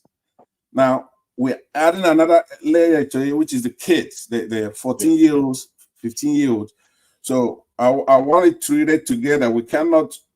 I cannot stay here where you captured some of our people, no matter how old they are, and the justice system is unfair to them. And then when you have Northerners now suffering the same thing, no matter what age they are coming under, then I'm supposed to get upset just because of that. I'm upset because of the whole thing. Thank you. Yeah, I can agree with you that we should be upset because of the whole thing. You want to respond to that, Mr. Tony? Yes, I want to respond. I don't want to go back. Please, while we are responding, let's focus on the argument. Let's be respectful to each other, please. Thank you very much. Yes, Pansat referred to an issue, an altercation that we had in previous discussion on the platform, and the moderator asked him to apologize to me. He refused, but I let that go. Everybody there asked him to apologize. He refused, but that's bygone. Now, I am glad that the moderator listened to me. Everybody who is listening to me and listening to my point. Honestly, I don't understand what point he's making. I have said two things that I said when we discussed about the military issue. I said I don't support it, and I give my reasons. And then when we talked about the issue of the teenagers who were in detention was brought up, I made my point very clear. And if you don't understand what I said, you should ask me. What I said, I summarize it very clearly. I said that it was wrong, and that it shows the decay, the level of decay that we have in the government. And that may be why some people are calling for military rule, which I don't support. I also said that thank God these kids are not from the southeast. And why did I say that? I said if they were, then the reasoning, the logic would have been, oh, it's because they are from the southeast, which has been said here when we're talking about Nnamdi Kanu, Sorry, why he's Tony, still being. let me stop you there. Pansat, Yes. I need you to So please read that. So, Tony, I'm coming. Can you please read what is on the screen there for me, please? My brother Mark, I don't include you and few others among the fools here. Pansat, can you read that? Do you know who wrote that? What was that? What does that Do you mean? know who wrote it? No, I don't. Soji Adamo or somebody. That is Jagun that wrote it. My brother Mark. You are Mark? No, I'm not Mark. He said, I don't include you and few others among the fools here. Yeah, that's not it. Right. That's fools is not it. Today, all right, thank you. This all case, right, go ahead. the cost for Mr. Tony. I'll come back to you. Let me summarize. Let me summarize. So I think Pansat has a mindset, and I think you need to listen to people before you begin to judge them. You have a problem with understanding people's viewpoint, and I think you have to clear that because you have a mindset. That's why. It's not just me. I've been on the platform, and you've had issues with almost everybody on the platform, and that's wrong. So I need to say that. But that said, I concede you the right to your opinion. I concede you the right to your views. But I've clarified my position. Okay. And my position is very, very clear. Could you let me respond just for a minute? Like electricity here was a pastor. He wants civil dialogue, right? Fine. Can we focus on the topic? Yeah, we are. It's good to. What I'm saying is that you heard what he said. I need to understand somebody better. But when you start off, we're talking about kids who are being incarcerated for 90 days. They treated them like they committed heinous crimes. So that's what we're talking about. Then you interject with a funny phrase. You say, it's a good thing these people are not from the southeast. If they were from the southeast, then it would have a different connotation. It'd be like it's tribal, right? That's weird. That is something you shouldn't just put in abrupt stuff. They should explain what you mean, because to me, when I hear that, what you're doing is justifying. Now, electricity, Pastor, why don't you have a ruling on that? Let's have you make a ruling. I already have a ruling on that. I told him, I asked him, should anyone, regardless of where they're coming, where they are from, be subject to such treatment? And he said, no. That is my position. It doesn't matter whether they are from the southeast or east-west, or whether from the bottom east or down east. I saw the video you sent to me, and no child, nobody should be subject to such. If you listen to me, I did say that it is a measure of the decay in the entire system. That means it's all over. That's the point. I said it. All right, now hold on, but because now this is what I'm saying. But don't say I misunderstand you there. The reading electricity gave that what you said is a general reading, which also makes sense. That's one. But specifically, it's you're condescending on the Southeasterners, and you're adding to the stigma. You're saying, oh, they're complaining. This is what I understand from it. There's no stigma there. I mean, I think the point is explained. Let us not be let us move forward. On this one, you want me to understand you, right? On this one, let me see, because now what I'm going to check now is your sincerity, right? Hold on. Hold on. Wait 1 second. You sent a video for me to watch. I have watched the video. Can we please stay on that injustice being done to those kids, regardless of where they are? Can we stay on that track? Is that possible for you to do? All right, very well. I know it'd be too much to ask to have 30 seconds to cap this one off with him, because I do want to understand him. I think he's smart. There's only two ways it could be. Either that he's here, and because he's smart, I gave him that already, right? You know, from the first I gave you that. But if you want to come here and you want to be understood, let me make it short for you. What part of the Southeast are you from? So I want to understand you, because there are things you would say, if you're not from the Southeast, then it's okay. But if you may come here, you may claim you're from the Southeast. Are you from the Southeast, and what part of Southeast are you from? What is the relevance? What is the relevance of that to the? I'm a Nigerian. What's the relevance of that to the discussion? The discussion, that relevance means that if you're inside pissing out, it's different from staying outside and pissing in. You see what I'm saying? If you're not from the Southeast, you have to say, I'm not from the Southeast. And then my question is, what is the relevance of that to what we're discussing? The relevance is that we're discussing Nigeria here. We're not discussing Southeast or Southwest. I'm done. I will go to the video. Because you don't pretend, right? Concert, you said I should give you 30 seconds. You're dragging this thing longer than necessary. I said, please. Give me just one last thing. No, Concert. Right. I've given you enough last. You have tried. I give you credit for that. You have tried. Go, move on. It's okay. So,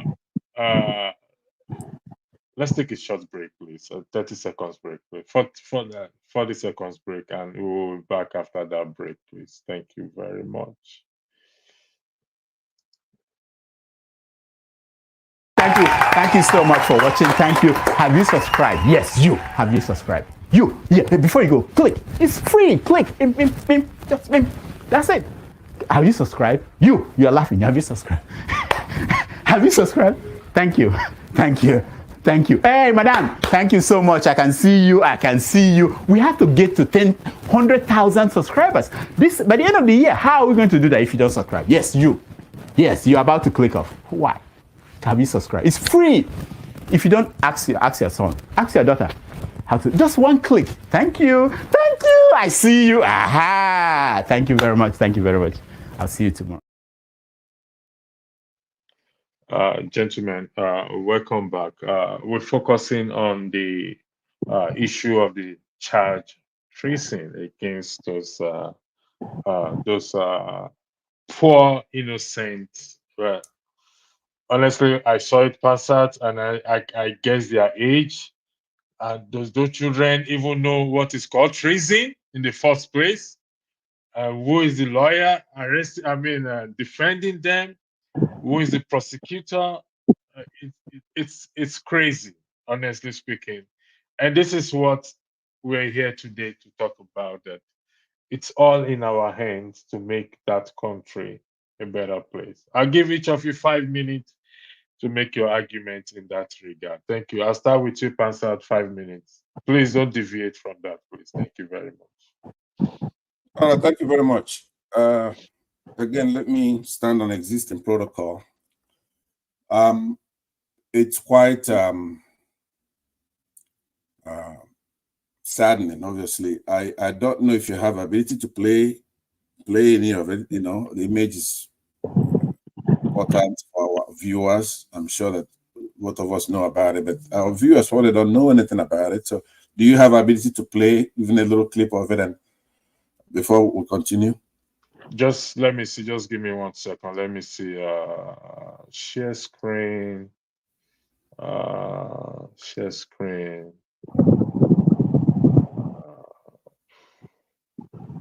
Hold on. YouTube. Where is it? Court arraignment of boys. Share screen. Can you see the screen? Yes. Can you confirm? So yes. I hope this does not violate YouTube procedure. I hope so. It's not their video anyway. No.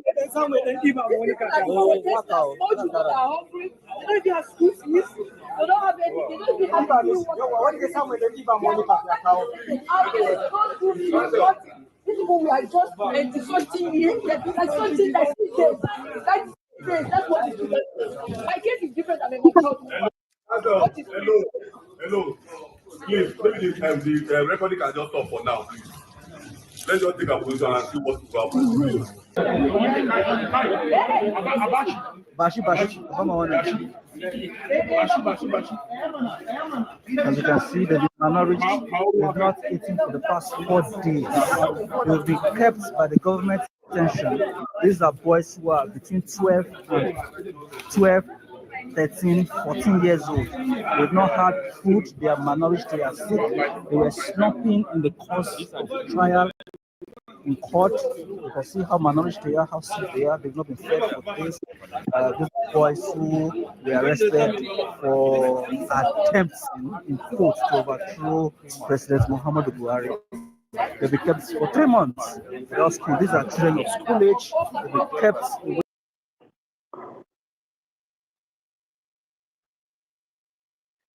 Yeah, welcome back.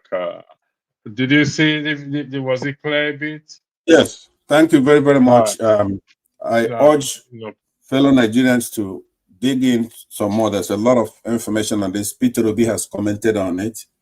So have others, other Nigerians. So I'm not going to repeat what people already know. We know that we have a problem with Northern Muslims, electricity. I want to tell you that right now. That's what one of our, these people are from Kano. The people fighting for them, like what somebody said there, are from the South, like DG and other lawyers, right? Now, I had an opportunity to listen to the defense, the people, the prosecutors from the state. And the reasons they were going, they said that these are not kids. Now, some of these people are married. They're not treating them like kids. They're charging them with treason. Treason is a crime of betraying one's country, especially by attempting to kill the sovereign or overthrow the government. So we cannot have a two-tiered society whereby people in the north treat our kids anyhow. They won't make them go to school. They send them out in the street to beg. They turn them into terrorists and they charge them with treason and try them as adults. While we're in the South, that touches our senses. We don't like it. So we have one constitution and it should be one country, and we should force them to do the right thing or get the hell out of the country. Not the other way around. They're not supposed to force us to go government shopping, to find another kind of government, because there's no kind of government that will work with people like that. So I've been saying it, and that you don't like it when I come here. Maybe I should have changed my demeanor when I'm talking about it, because I'm irritated, I'm upset when I'm talking about something like this, and I look at the guests who are here and I look at their eyes and their feelings about me talking. They don't want to hear from me, because I bring the heat and I bring the truth. So when I'm talking and their eyebrows are filled with perplexity and they're not paying attention about my profile, that we force them. We're going to have to force these Northern Muslims to civilize, obey our constitution, and do the right thing, whether they like it or not. If they don't, we're supposed to go to war. Go back there. Go back to war. You cannot have kids in detention for 90 days, starving, no matter what part of the country they come from. We're not just fighting for one state or 5 states. I'm talking about the entire country. We brought independence there. If you don't like it, go back to where the hell you came from. You're going to have to learn how to obey that constitution. If you want Sharia, you do it in your own house. Well, we don't know about it, because even if you do it in your house and it's against our constitution, we're going to come in there and fish you out. So that's my position. I'm very forceful about it. I'm not begging them to do the right thing. I'm telling them, you have to do the right thing. Obey that constitution. We're not changing any kind of government. We're not going to military. We're not going to communism. We're going to go exactly what our constitution says. Thank you, Pastor. Pastor, I'll come back to you on that constitution. You made a very strong point there, so I'll come back to you on that constitution. You were not here earlier when I was talking about, and I highlighted some of those in the comment sections. Comment in respect to that. Mr. Tony, the floor is yours. You have 5 minutes, please. Thank you. Yeah, at the heat of the demonstration that we had, people were arrested, in various parts of the country. So this is not just the only case. Even amongst these kids, there were still some adults who also were, arrested and imprisoned that are with them, but they actually were not brought here. But the case of the kids, and every other person that is under detention, on trial, under the same matter, treason that we're talking about, it's pathetic the way they have been treated.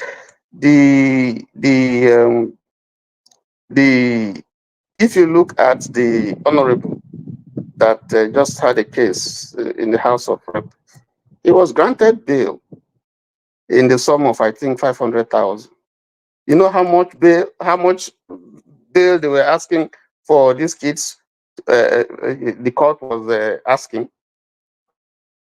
I think it's about 10 million or so. So somebody slapped somebody. Somebody who has the means to pay. I just want to see the system, the way, justice, the way it is applied. A big man assaulted somebody, and what is expected to pay as bail, is out, is a paltry sum. Now, these are kids, and I'm not sure their parents even have the wherewithal to pay the kind of amount they're asking. In other words, what they are asking for is for them to rot in there, because who is going to bail them with that kind of amount? But that's injustice. Apart from that, are they supposed to be tried under this law, going by their age? Is that justiciable? And then if you look at the kids themselves, the way they are looking, lawyers had to contribute money to buy biscuits for them in that court for them to eat. One collapsed, and you could see them emaciated. The way they look. That's not fair. That's not a system of justice this is just a complete mockery of the judiciary. So I thank Deji and Falana who are standing in for them. But these are just parts of the problems that we're talking about, that the challenges that we're facing in governance today. It didn't start today though, but injustice everywhere. It's not right. It's not. It cannot be defended. They have overstayed the number of days that by law that they are allowed to be held in detention. So there is an infringement even on their human rights. So I don't know, but that's the country. And that's why it is important that we all come together and deal with this system, because the system that is based on injustice is not based on fairness. And my point is that it is all over. It's not just a section. It's all over the country. Everybody is feeling these are the ones that we see. Many others that are happening. People who are languishing in jail, who have been kept there, nobody to speak for them, nobody to cover their case. So they are languishing and dying there. So all over. And it's sad. That's my point. Thank you, Mr. Tony, for that. I watched the video. Those are kids, for crying out loud. I don't even think some of them. I don't think any of them understand what treason is even all about. Even some of them can't speak English. Some of them can't even speak English. They don't even know what it is. It's crazy, to be honest. And from what the man was talking about, was said they plan to overthrow Tinubu's government, for crying out loud. I don't, and where is the president for? And he's seen this, or let me just, I believe it's, if he hasn't seen it, some of his own people must have seen this, and they allow it to stay. Like I said, it's all down to us. And Passat is right when he said it's not about north, south, east, west, this and that. And Passat, you were not here early when we were talking about the Constitution. And some people come here to say the Constitution is a fraud. The Constitution it's our problem, and I disagree with that. And you just wait. There is no perfect constitution. There is no constitution that is perfect. The There U.S. is Constitution. none. The U.S. Constitution has been amended how many times? There's no constitution. If you find a place, and even the 1999 Constitution has been amended. So if you find a place that is not working, there are contradictions, you amend it. Are they not trying to amend some parts of the Constitution now? So yeah, they are the Sharia section of it. Pastor, how do we deal? This is a question to you. How do we deal with even those? I know freedom of speech, opinions, but I keep saying that some opinions are dangerous. Some opinions are dangerous, where people spew out our constitution is a fraud, our constitution is responsible for where we are today, our constitution is a this, our constitution is a that. Even those who have not read the constitution will come here and say the same thing. How do we deal with such? Based on this, your argument you just made that I agree with. The floor is yours, Pastor. You got 5 minutes. All right, thank you very much. I must say that I am also in the camp of those who say that the Constitution is a fraud. Don't get me wrong. I'm living at the moment by saying we have a Constitution now. As shambolic as it is, we have to live with it until the people. See, people who say the Constitution is a fraud, they're going by the preambles of the Constitution, where it says mimicking, copying. We the people. We the people, which is Ipsissima Vaba from the United States, who they copied theirs from. So if it's not we the people, I know there's a scholar, Tony is his name, who's been making the case on Tony, that. is right? it Tony Nandi? Yes, Tony Nandi. Okay. He's more eloquent than I will be, so I'm not even going to try to say what he says. He goes around, he makes the case that because the Constitution says we the people did XYZ, and it's not we the people, is the military, right? We didn't send delegates. Now, on the other hand, people, maybe Tony here would say, no Constitution is perfect. If the army, they're part of the people. If they brought in scholars or whatever, it's still part of the people. So we could go back and forth. I take a more sensible approach to it. We have this particular Constitution. It could suffice if everybody's going to deal with it in good faith. No matter what kind of Constitution we have, which is why I attack the main problem itself, not the symptom. People have to deal in good faith. We are at an intersection when it comes culturally. You have people who believe in the Islamic tradition. You have people who believe in quote-unquote Western tradition, but it's not really Western. It's just the common sense tradition where it's a soup, where everybody contributed to it. Africans, even since Muslims, right? Everybody contributed to what we call the Western jurisprudence. And that's what we've adopted to do. So you cannot sneak in Sharia to the back door. It's not acceptable. Now, in your local government, you could have stuff like that, but don't try to bring it into our Constitution. That's what I'm saying. And it's there already. It came in under the guise of civil. They say, okay, look, we want to do customary courts where people get married, or it's a civil thing. You sue somebody for money and all that. And then if those two are Muslims, they could opt to go via the Sharia, right? Okay, fine. It's unacceptable to bring it into our Constitution, but fine, right? The Obasanjo did that, sold us out so he could be president. Now, these people have been creeping it in, whereby the jurists, the judges, they're sipping in from that Sharia courtroom into the mainstream. They've become even Supreme Court judges, like Tanko Mohammed. Never saw a day of in his life of a law school, right? So they sip in from that Sharia thing, and they're being nominated into our courts. So now here's a Christian, let's say Nnamdi Kanu, or me, or even you, pastor.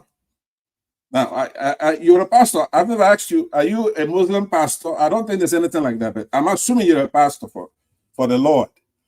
So now you are here, you're sitting in a courtroom, and you have a Sharia judge handling your case.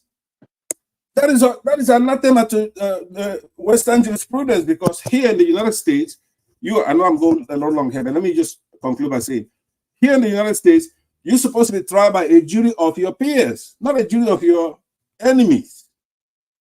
Now, we don't have a jury system, which is even worse.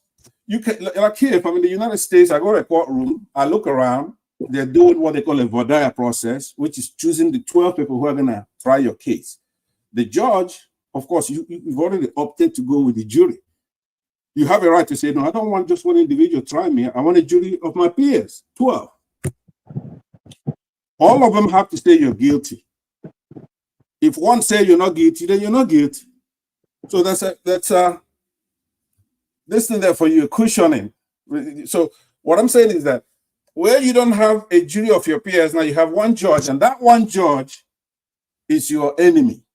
For example, we in the South, as a Biafran, we're in a state of war with Nigeria. They don't want to honor the deal that we made, no victim of vanquished. They want to treat us like we lost a war, and we didn't lose a war that we fought against Britain. So here, during Vodaya, I could look at a Muslim in the eye and say, I don't want you in my case. And he'd be thrown out for cause. They want to ask me why you threw them out. I want him out because he looks at me as an infidel, and I look at him as somebody who needs some growing up to do. So now, what I'm saying therefore is that you go to Nigeria, you have these judges snippets coming in from the Sharia angle to our Supreme Court. So now, when you have cases like this come to court, they're not looked at as kids. Pastor, Mr. Tony, I beg your indulgence. Mr. Pastor, I got lost when you were talking, but let me. You reference to the Sharia. Have Sharia judge as individual, Muslim individual in the Supreme Court. Would that be correct? Yes. And these people were appointed by, they went through the normal procedure of being appointed. Yeah, the normal procedure being your governor recommends you, or the judicial council. They went through the normal procedure. Right. And that's whatever law they will apply to the case is going to be the law of the land and not Sharia law. Would that be correct? I have to give you a little caveat on that. Let me say, I know what you're asking me, so let me just cut it. For example, and when Buhari came in there, we had a normal chief justice, right? Who went to law school, have degrees, it's been in the system. His name is Justice Onegin. So Buhari came in there and removed me illegally. In order to remove a chief justice, a president cannot just remove a chief justice, right? Because there are three equal branches of government: judiciary, executive, and the legislature. So he's supposed to recommend to the Senate, where he needs not just a majority, super majority, to remove that chief justice, Onegin. He didn't, so he just suspended him and then appointed this Tanko Mohammed, who is a Sharia judge. Never been to law school anywhere. So now, you made an important point. When I said earlier that our lawmakers, they have our greatest problem in that country. When Buhari removed and did not consult, I don't know the procedure of removing a judge. So our lawmakers, but what cases did the judge preside over, the Supreme Court judge, that made you to come to that conclusion that because it's a Muslim, its judgment is based or is biased or is based on that Muslim rhetoric that you are talking about? Can you cite a case for me, please? Yes. Buhari, I mean, Jonathan versus Buhari, for example. So many. And what was the case about, please? The election was rigged in favor of Buhari, right? And Jonathan, they appeal, they go there, they won't pay any mind to it because they are using our courts. Let me say, this is very important here. What it is that, you remember when Masker was a very brilliant Northerner, right? And he's tolerant of everybody. He comes here. He's no friend of mine, but he's friend of everybody who comes on this platform. Right? You know, Masker.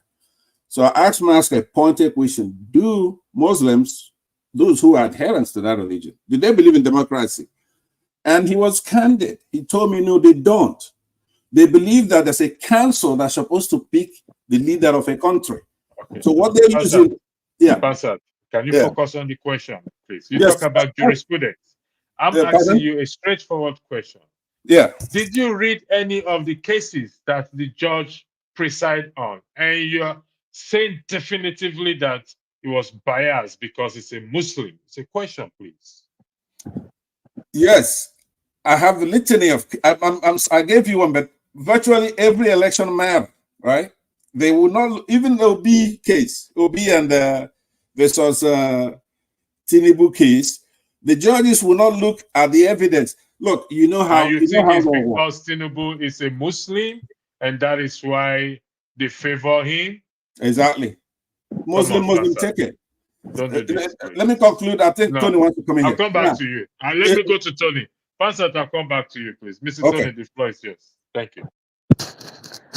Well, what do you want me to say? Or are we talking on the issue of anything that you want to say?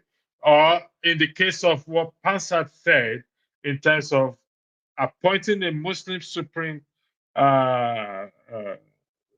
judge or whatever it is, as such, it's become something Muslim. I don't know why we have to go there, to be honest. But I yield the floor to you.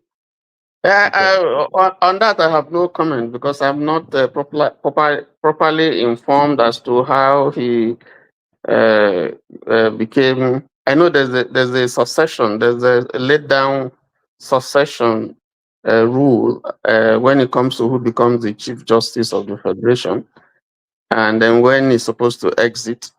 Other than that, I don't know. But if you are talking about the judiciary, yes, we've had issues with the judiciary,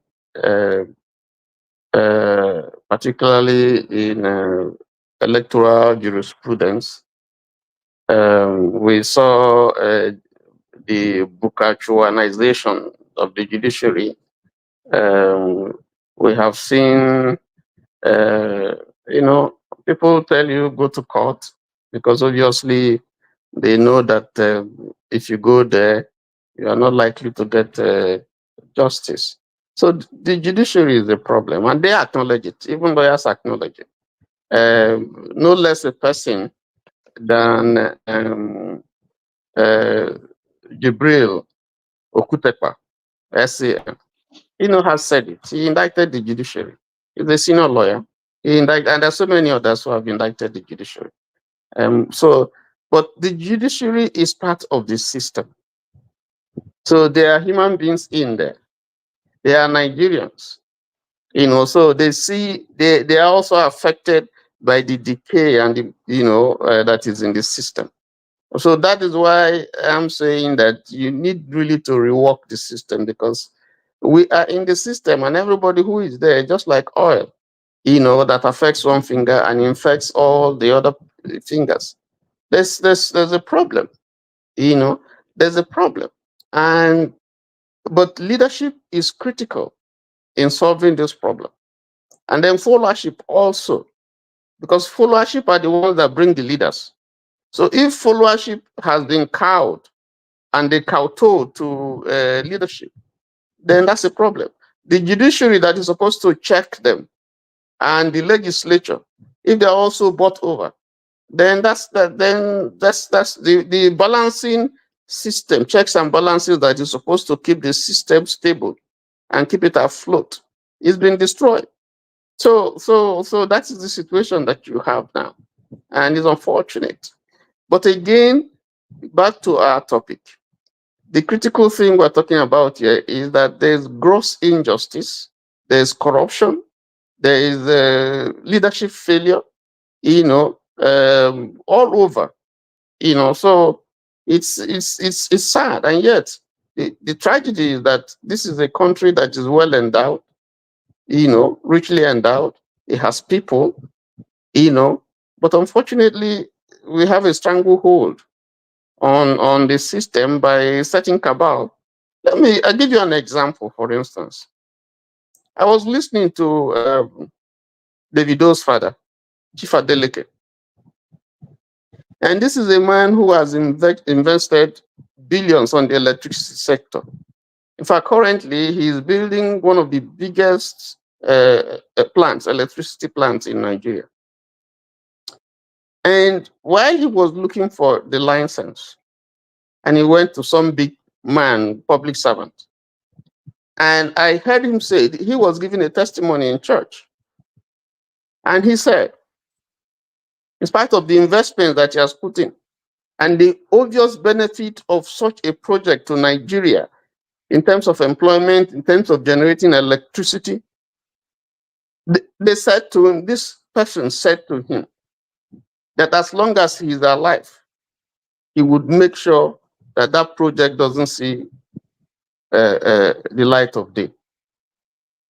And the man said, okay, no problem.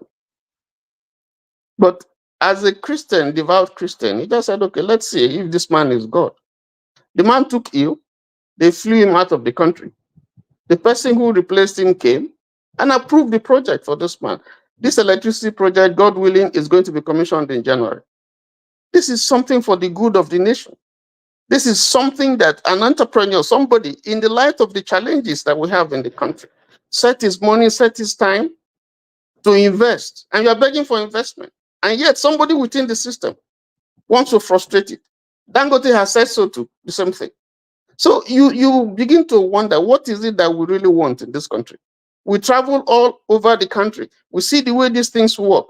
We enjoy them. We see the benefits. And yet, people are just there to emasculate, to destroy and pull down the system because of what they will gain. And they are not looking at what the general good.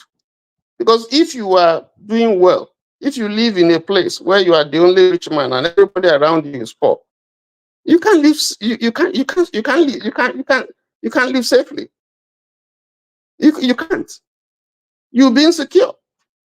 So I don't know. I don't get it. But that's the country that we're in, and it's sad. Let me just yield the floor. Thank you very much.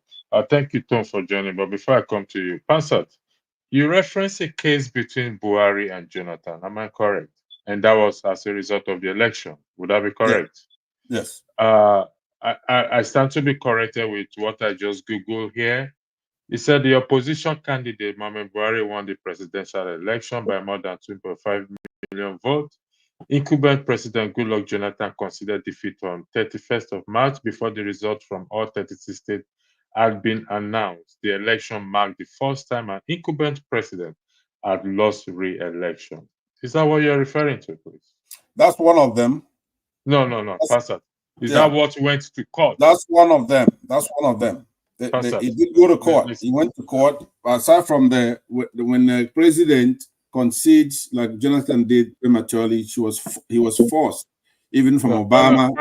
Look, electricity. Hold on 1 second. We're not going to get along if you want to spoon feed me. Hold on. This is a matter we're not going to get along if you want to spoon feed me. If you don't want us to get along, we're not going to get along. This is a matter of the law. We won't get along. So you're talking about jurisprudence. If you try to spoon feed me, it's not going to work. Ask a question and then you shut up and then I'll answer it. To me, please. Yeah. We're talking about jurisprudence here. It's a matter of the law. Right. I just read something out to you and you agree. Did the matter go to court? Yes. Now you shut up. Let me answer you. Right. tell me to shut up again. Hold on. No, don't listen. Will you hold on? Do not tell me to shut up again. I gave you that due respect. Okay. Don't do let's that again. respect one another. Okay. I want to say to you I that just want clarity. Do not tell me to shut up again. Allow me to talk. Will you allow me to talk? That's okay. Listen, I'm telling you now respectfully. Don't tell me to shut up again. Do I make myself clear on that? Thank you. You make yourself clear. I tell you that. So now here's what I'm saying. The floor is yours. Okay. Electricity, you're doing a good job, and I want you to continue to do a good job. But I don't like your idea of selectiveness, right? When I post a bunch of things here, that's the reason why I put that there for you. I've posted here for you now, for those who are listening, who are not privy to the private section. I have posted to you here what the Constitution says, how to remove a Chief Justice of Nigeria. To me, that's important for our viewers to know. If Buhari comes in there and removes the Chief Justice by himself, and he goes against our Constitution on how to remove a Chief Justice, that advances my case. That's more important than the nonsense you dug out with Jonathan. When a president is under pressure from Obama and Americans on the night of an election, and they say, hey, look, concede and get out of there because this Buhari is violent and is coming to get you. And he does what they tell him to do, right? Yeah, he does that, but still, when he comes to his senses and his advisors talk to him later on, then they go to court. Every election is a mandate of the people. Just because we voted for Jonathan, that vote doesn't belong to Jonathan. It belongs to us, the Nigerian people, right? He was voted, we voted for him. But what you do is to go and cherry pick what I post here, I am very knowledgeable about the law, so you know that, especially our Constitution. I know, and you quote anything, I'm going to tell you what it is. I know it like that. I know you quote anything in the Constitution, and I'll tell you what the Constitution says. So, and I know you're a student of the Constitution, but I'm far more knowledgeable on Constitution than you by far. Congratulations. So when you cherry pick those things, or when you don't deal with what. Your 5 minutes is up, please. Don't unmute yourself, please. Do not unmute yourself, please. I will still give you time. Well, I can unmute myself to say goodbye. Thank you. You don't have to unmute yourself. You can't tell me what to do. You don't have to unmute yourself to say goodbye. Thank you. You see, I had to go. I didn't raise the issue of Buhari and Tino and Jonathan up when he said they went to court. When we speak of a matter of the law where you can say hello Google and it will bring things out for you. I didn't dug it up. It was what he brought up. Tone, the floor is for you. You have 5 minutes, please, to say whatever you want to say. Hi, good evening, Electricity and Mr. Tony. Are we dealing with the should the military take over, or what are we talking about? What we're talking about is those those kids that were arraigned of treason offense or what it is. Okay. Right. Okay. It's shocking and deplorable when I saw it earlier today, but it's not surprising because when people were being warned that this guy was pure evil, and it's going to be a portal that will open up a whole lot of evil. They thought it was all about ethnicity and all that, So here we are today. Every week, there's always one situation or the other. I mean, it's no longer shocking. How can you have kids, underage kids, you lock them up in adult prison? Where is it done anywhere in the world? And I just came off a broadcast right now, and I preferred an idea, and I'm going to say the idea right now. How many of us here in the UK, how many Nigerians are living in the UK that really believe that we have a bad government? I believe if we start having a head count, we'll be over 100,000. Don't forget about the few that are still lying to themselves and supporting this illegality. How about if we all picket one Thursday afternoon or one Friday afternoon, the House of Parliament? We start with London and number 10. We've got the images and we have our placards. That will be an embarrassment to them. Somebody might say, okay, they don't care. Yes, they may not care, but they care. Remember when all these things were going on, they started saying that don't demarket Nigeria, don't demarket Nigeria, because they hear what we're saying. So we need to start organizing ourselves and start picketing. And electricity, this brings me on to the next thing so that you understand my mindset. Sometimes when I get upset, but I've decided I'm not going to get upset at anybody and all that. I mean, that's why I've taken time out just to clear my head from all this nonsense. That's why it pains me to the core of my spirit when I see people supporting people that are supporting Tinubu. How can you lock up children? Even the police officer was saying that he had the effrontery to say that these are not children, these are adults. Even very dark man showed the few that you could see even their ribs. They were starving. How can you do that to children if you're not a monster? And this man has children, you have grandchildren. Do they have feelings at all? Look at the few days ago, the House of Rep guy that beat up the Uber man and all that, and his colleagues obviously made an excuse for him that he had a passionate. That is the thing. Criminality is just everywhere, and they support it. So my suggestion is let's start thinking about it. We can organize this thing. If we can have even between 20 and 30K, 20,000 people on one Friday afternoon, maybe the next 1 month, and hit the House of Parliament. Hit number 10. The international press are going to carry this. It's going to embarrass them. And there are a lot of organizations that they look after children regardless and all that. This is going to be an embarrassment to them. And this is part of the pressure group that we need to be driving. We live in a society where there's a freedom of speech to some certain extent, so far you do it within the letters of the law. That is how we can start. And anytime we hear that this man is coming to the UK, some folks even know where the wife lives in the here in the UK. We go and picket. Go and picket. So far we don't do any criminal damage to any their property and all that. We just picket with our placards that they will know there is no hiding place. And this could catch fire. People in the US should organize themselves. They know where, like, okay, MC Oluomo, does he not live in America? How many people have gone outside where he lives and all that, and let Americans know that this is a criminal that is living in the US? This is a criminal. His kids are in the US. They are walking about like normal. I mean, make life uncomfortable for them. Then they will start thinking twice.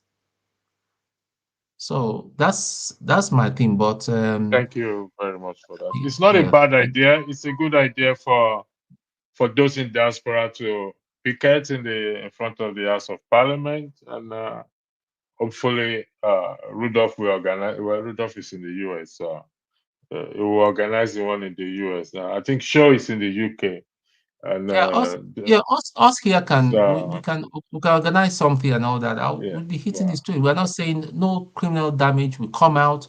We'll have a placard and all that. People that can yeah, print T-shirts, we print T-shirts and tell the world what this guy. thank you. This guy is not just an election fraudster. He's I, also I ready think the to world murder. already know. I think in my opinion, for anything to be that effective, we'll have to be back. We'll have to be on the ground in Nigeria. Yes, there's not people. I mean, the Jews and the Palestinians. They go to the parliament. They go to the White House. They complain. They campaign.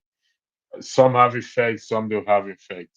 But I think when this thing is carried out on the ground itself, where these atrocities are happening, when we the people rise up, just like the way the Kenyans did, and just like the Arab Spring, and that is, to me, that is how it will be effective. Because, for example, I'm not saying they have.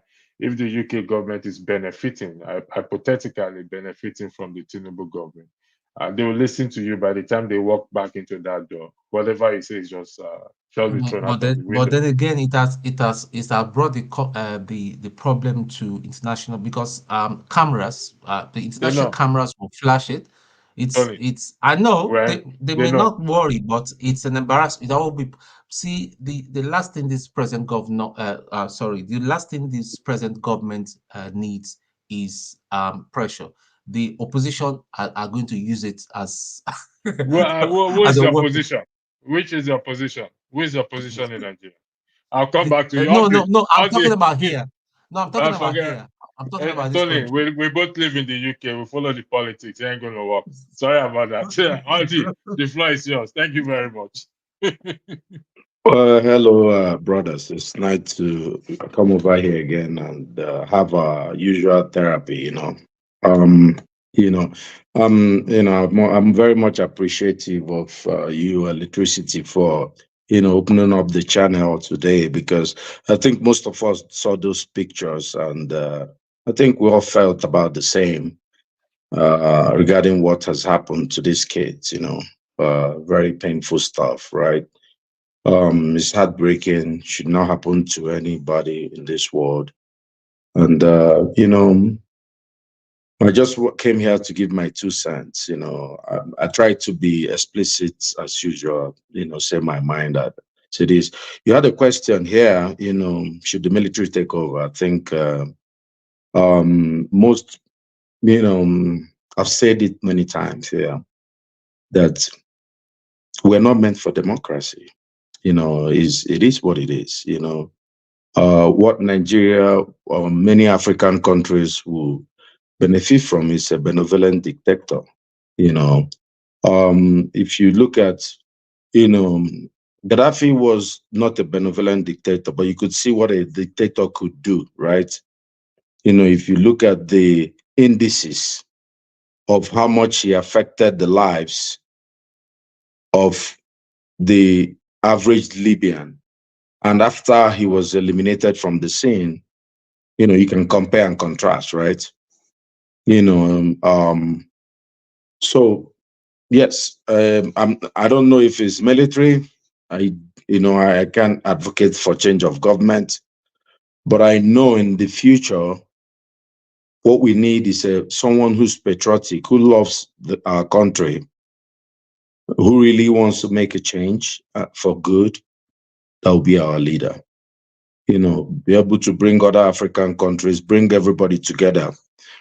Even Saddam was not a very nice guy, but nobody could question that he loved Iraq. And he did a lot of good things. Everybody knows how Iraq was. I use MBS as one example.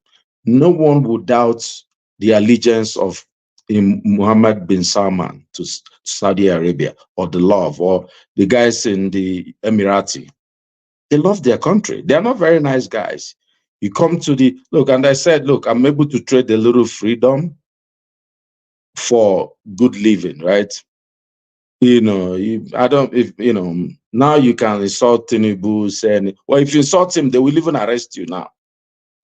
So there's nothing. They're not patriotic. They're not giving anything to us. And at the same time, we're not free. But, being blunt as usual, and many people rile many people up now. Look, for the kids, I'm heartbroken. These kids are innocent children. I know they are used during election and riots and all this stuff. It's not like, these are mostly will be Amajuris, if from a little knowledge of the North. Nobody really cares about them. Most of them, their parents don't even know, they just wake up in the morning, carry their plate and enter the street.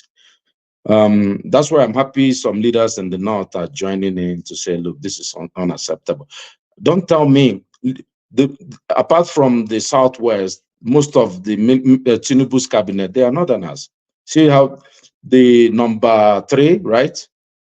The number 2 is a Northerner, right? Number 3 is a Northerner. Number 4 is a Northerner, is it not?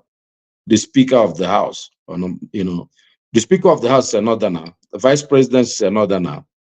Most of the ministers in high places, they are Northerners. There's no way they didn't know these kids have been in detention for 90 days. Kudos to people who showed those pictures, because those pictures say 1,000 words. But I'll tell you something. It's been long coming. If Tinubu did not get the amount of votes that he got from the North, he wouldn't be president, because he needed the critical mass to be able to rig election. So they are complicit also in what's going on in Nigeria. The North voted for Buhari twice, multiple times.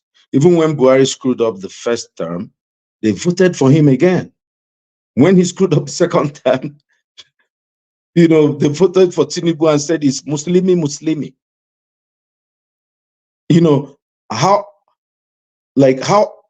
many times we've got to try, we've got a saying in Igbo land, about a sheep called a bulako. The mother came and asked the children, how many times would something happen to you? It was asking 8 of them for you to learn to be able to not make mistakes again. One said 8 times, said, okay, good. One said 7, said good. 6, good. One said 1, everybody clapped for him. And he got to the turn of a bulako, who's in the Igbo, is a very smart kind of sheep. Bulako said he will learn from the one that happened to another person. These guys have been, just last week, they were pushing for, what's that, there was some Muslim legislation. How, to amend a phrase. A word in the Constitution. So from personal to broad. So what I'm saying is, look, what we say, the Bible says where your what riches are, that's where your heart is. Their obsession is not because we're blaming Tinubu and all that. These are 2 people who went to steal. This is the idea about Nigeria. If you look at the tripod of Nigeria, there has been let the North and the Southwest connive to suppress the East. That's what it's been, or the other people. Let me ask you, Tony. I'll come back to you. Audie, sorry. I'll come to you, Tony. Audie, this issue of suppressing the East or the IPOB, this and that, I'm a bit confused. I asked this question some time back. Hypothetically, the Eastern states, 5 or 6 Eastern states, come together and develop their region, have their boundaries, border, print their currency, start to recruit army. Is that difficult to do? You see, you asked a very good question, but it's treason. You can't print your own currency. It's a declaration of war. We've done it before. Is that not what you people want, or what you think can trigger this separation you want? No, but we've done it before, right? The idea that we have not, the East is the only part of Nigeria that have taken the bull by the horn and fought. We've given millions of lives for what you're asking.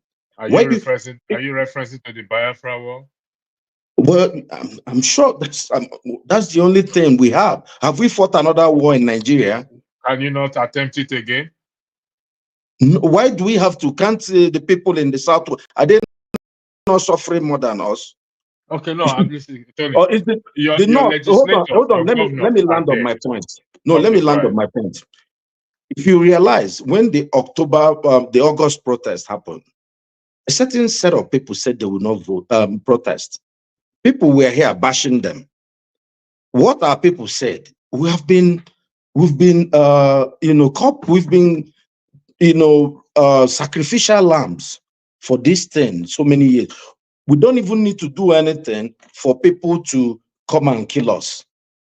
Remember, when this protest was happening, the elements in Lagos State that are in leadership went on overdrive that Obi was arranging for a protest. It was like an Igbo protest. Out the Northerners said, no, it's our protest. They said, no, it's not what, it's not your own. It's these people. Guess what? Imagine if it were boys from Enugu there. Nobody will talk about it. Nobody. These people say, oh no, it would be swept under the carpet. Those boys would die there. Do you know how many IPOP people they have killed? And look, you know, everybody knows my background. I don't believe. I believe that more is what we need. I don't believe in. Look, personally, I don't think that I'm not a Biafra kind of person, because I don't think it's going to happen, right? Because you did ask, though I want to come back, I'll give because you did talk about, it was Tone that mentioned something about picketing people. And I really, really want to comment on that, if you give me the I'll time. come back. Let me give Tony the floor, then I'll come back to you. Tony, the floor is yours, please. I wish Pansat was here listening to Odi. I'm sure he will give you a fight anyway. But Pansat choose not to be respectful. You know, these are the points that one. Sorry, me and Pansat have agreed that they will give us a session, and we'll just not duke it out. No, he will fight you. But you see, but I like your fair-mindedness, and that's what I try to do. You know, because this platform is supposed to be one where there should be a balance. We're discussing Nigeria, and unfortunately, there are people who don't believe in Nigeria. I believe in Nigeria. I believe that the more the merrier. I believe that in spite of how bad the system is, and it didn't start from Tinubu, in fairness to the government, you know, but we have had decay all over the years. But it has gotten worse. Okay, it has gotten worse. Now, that's so bad that you cannot look at any particular system and say, okay, this is the one that is giving us hope. You can't look at the judiciary. You can't look at the legislators. You can't look at the executive, down to the local government level. You can't even look at the followership. So if you want to address this problem, I don't subscribe to revolution, because you don't always know what revolution would result in. After revolution, so what? What's next? You know? And if you look at the history of revolutions, not all of them have turned the way people want it to be. But I think what we agree is that there is a need for change, because the way we are going now is not a way that will lead Nigeria to greatness. So my thinking, first of all, is there are 3 critical issues that we need to address. And all of them will go back to leadership and followership.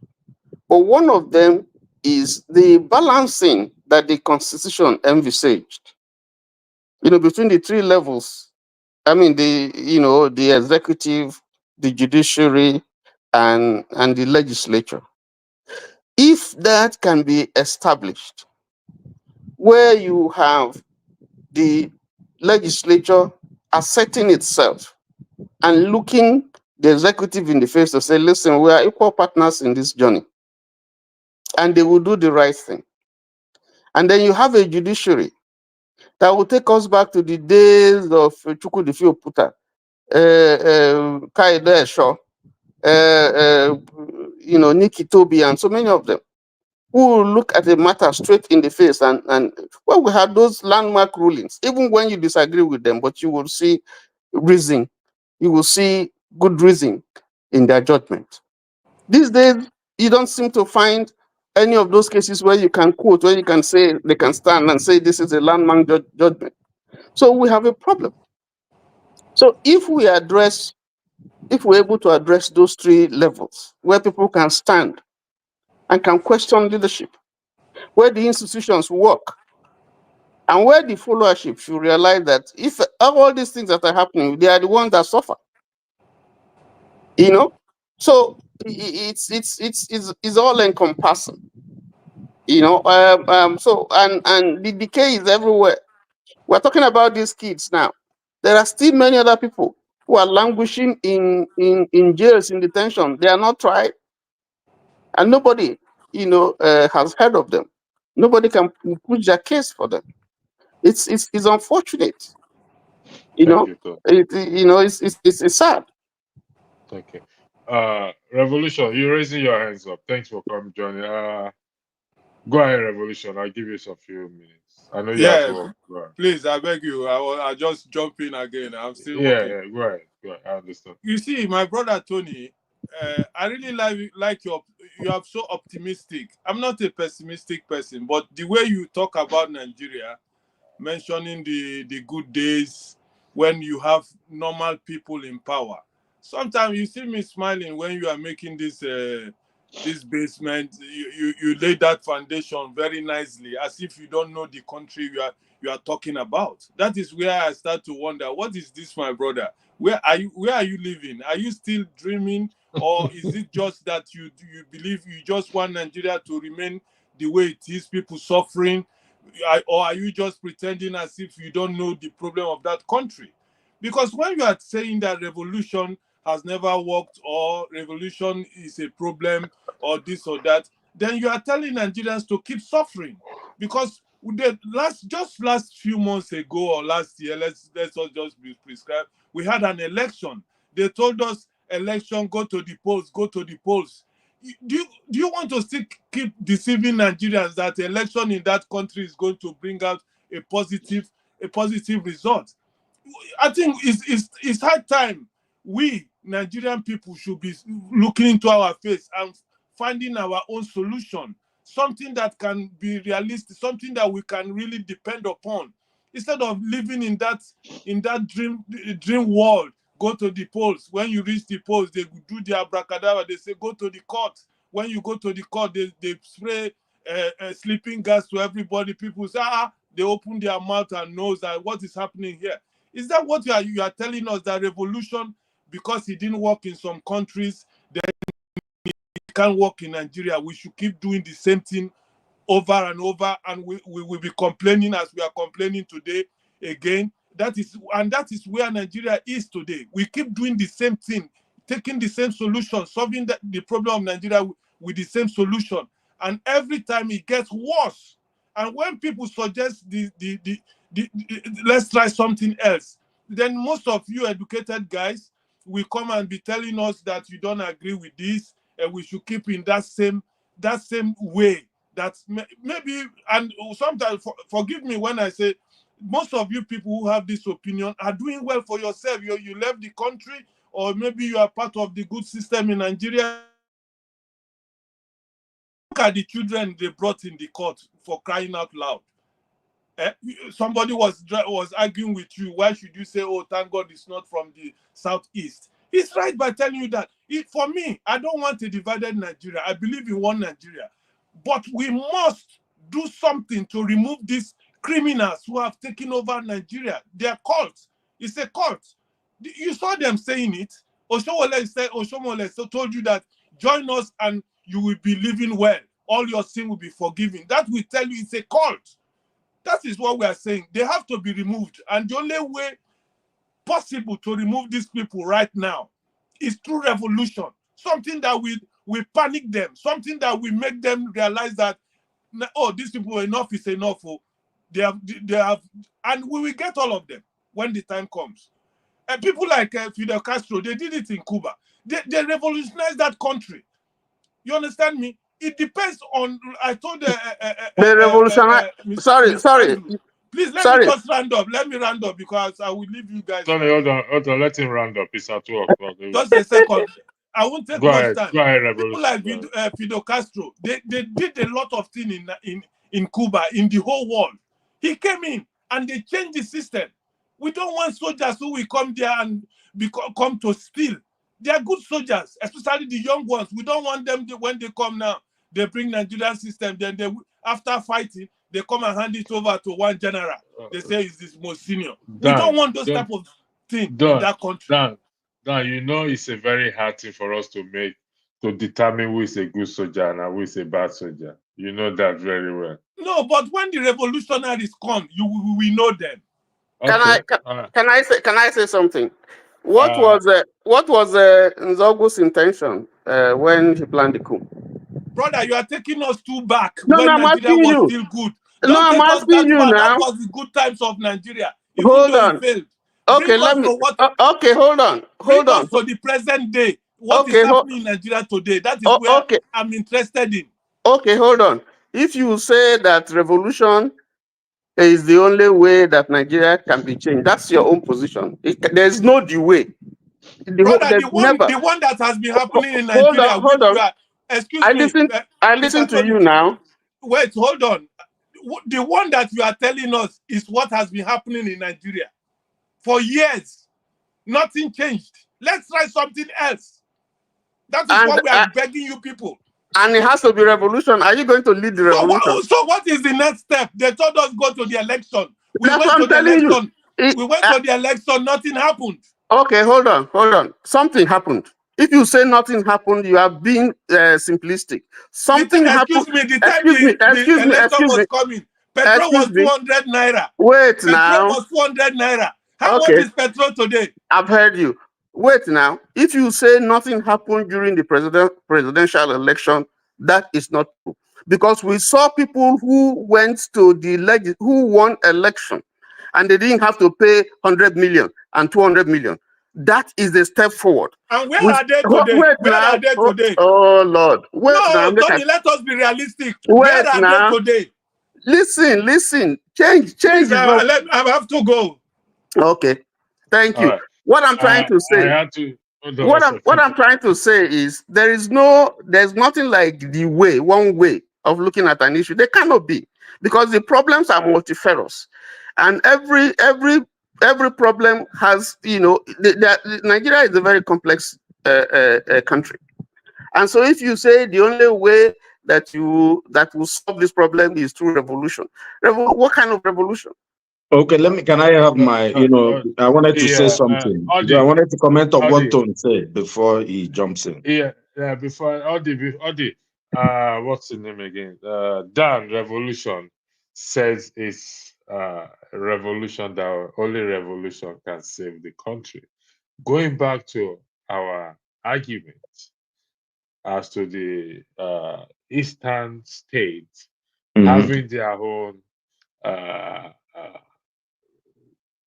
developing their region, having their own military, printing their own money. Is that not a revolution that you people should, the Eastern, I beg your pardon, forgive my language, you people why should we build the cat again? We have already. Why do we have to be Jesus again? Jesus has died. We have already died. Why do you want us to die again? Try and die too now. This is no. Hold on now. Let me say. I'm not upset. I'm on your side. I'm on your side. I know. We're having an intellectual discussion. Yeah, I'm saying you're asking why can't the East create this government, essentially lead the revolution. I'm saying not just lead their own revolution. Well, no, it can't be our own revolution, because what you're trying to benefit is from our own, intervention. You're hoping that, let's say, the East does lead the revolution, then every other person will benefit. We've tried it before. There's something called a Buri Accord. I don't want to really go too back, but the person up till now, what people criticize the East is for Iboku. We cannot say, now, you see, we know do again. Now we're watching a movie. Now you see, Igbo, most people in the Southeast are enjoying. Well, of course, they are not enjoying; they are suffering also. But everybody's suffering. So I agree with you. I'm just saying that we are kind of spectators. The idea of there's a marriage between the Southwest and the North. We know that. We can't, deny that. That marriage, we are spectators, and we actually like being spectators. Remember, one of us went last year and won an election, and he was rigged out. There are many people on this platform, people who are saying he doesn't know how to play politics. Let me tell you something. one of the problems I had when I started coming to this show was when I said, when people started saying that the North plays the best politics in Nigeria, I said, where are you people coming from? You know, you're saying that you're playing, and I said, I started naming infant mortality, maternal mortality, you know, poverty capital, you know, all the indices that you use to human capital development. I said, how can you play the best politics, but your people are behind? Every year you say, oh no, we're still behind, give us more stuff. But you say, no, we are playing the best politics. What I'm saying is that, where is the suffering in Nigeria now? The suffering is nowhere. everywhere. No. Where is the concentration? There is a place. Look, let me tell you. Let's not be intellectually, No. What do you dishonest mean? about Could what's you going on. explain yourself? Where is it concentrated on? Yes, the north or the south. The suffering is everywhere. No, who has the most poverty? The poverty level is higher in the north. Why can't you say that electricity? How hard is that? We know Because the if we reasons don't why. tell ourselves the truth, then we can't progress. Because our brothers in the north, you know, look, many of them are honest, decent people who just want good life. They don't. But the problem is, we try to be politically correct with them. We need to tell them there's a problem, you know, because the idea that people say Muslimi, that you should just go and vote because this person, let me tell you where I come from. If you say we voted for Muslimi, 92, no BM, 92, Abiola and his brother. We voted that. We were happy to vote for that because we voted for economic benefit. We don't vote on, you know, but these people, everybody knew when you look at the candidate, but that's not really what I wanted to. I got distracted. I don't want to go down there because it inflames people. So, you know, but the truth is that if we can't speak truth to power, and that's why I had problem with Tony the last time I met him on this show. Tony was busy, if you remember, defending the religious leaders. The same thing is defending he's defending the government, one way or the other now. And you know, this thing makes people just feel sick. Hold on, let me finish. It's not you. Is it you or you're talking about Tony? No, it's Tony. Is this Tony? Is this one? Defending the government? Never. No, defending the religious leaders. We had a show here. Yeah, but not government. Not government. Yes, well, government and religious leaders are brothers. No, you are saying something different. Well, let me make. So Tone said something, picketing these guys abroad. You know, you get people who have done that, who have picketed anybody abroad. Distance. We've picketed our people. Our senators come, we beat them here. You know, we've started it already, but everybody says we can't trust this man. Let me tell you, who can picket more than, if you look at the world structure, we had this guy that came and gave us a talk here. The Palestinians, they have been picketing, they have raised flag, they have done, you think American policy will change? British policy will change? They have national interest. Well, but I think it's a good thing to do something. No? But my own is that if we need to make change in going forward for the black man, for Africa, for Nigeria, it has to be in Nigeria.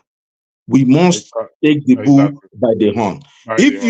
Look, the Palestinians, they are trying their own with, of course, in a very crazy way, to buy their own freedom through shooting through the whole thing, But I'm telling you, see this one that they come to Washington and say, do you know I was listening to some Palestinians in Michigan. We are going to have election. By Wednesday, we'll have a new president in waiting in the United States. Do you know what the Arabs, some of the guys here are saying? They said they are going to punish, they are going to punish the Democrats, by electing Trump. Trump, in the same meeting Trump had with them, say Israel is not doing enough. They need their handcuff to be taken out. Can't you see? So if you take off, if Trump gets elected, imagine what the irony, right? You know what will happen to Gaza? Trump was the only president who allowed Israel Who puts the embassy of the United States in Jerusalem? Yeah, Do you know the symbolism of that? Huh? Okay.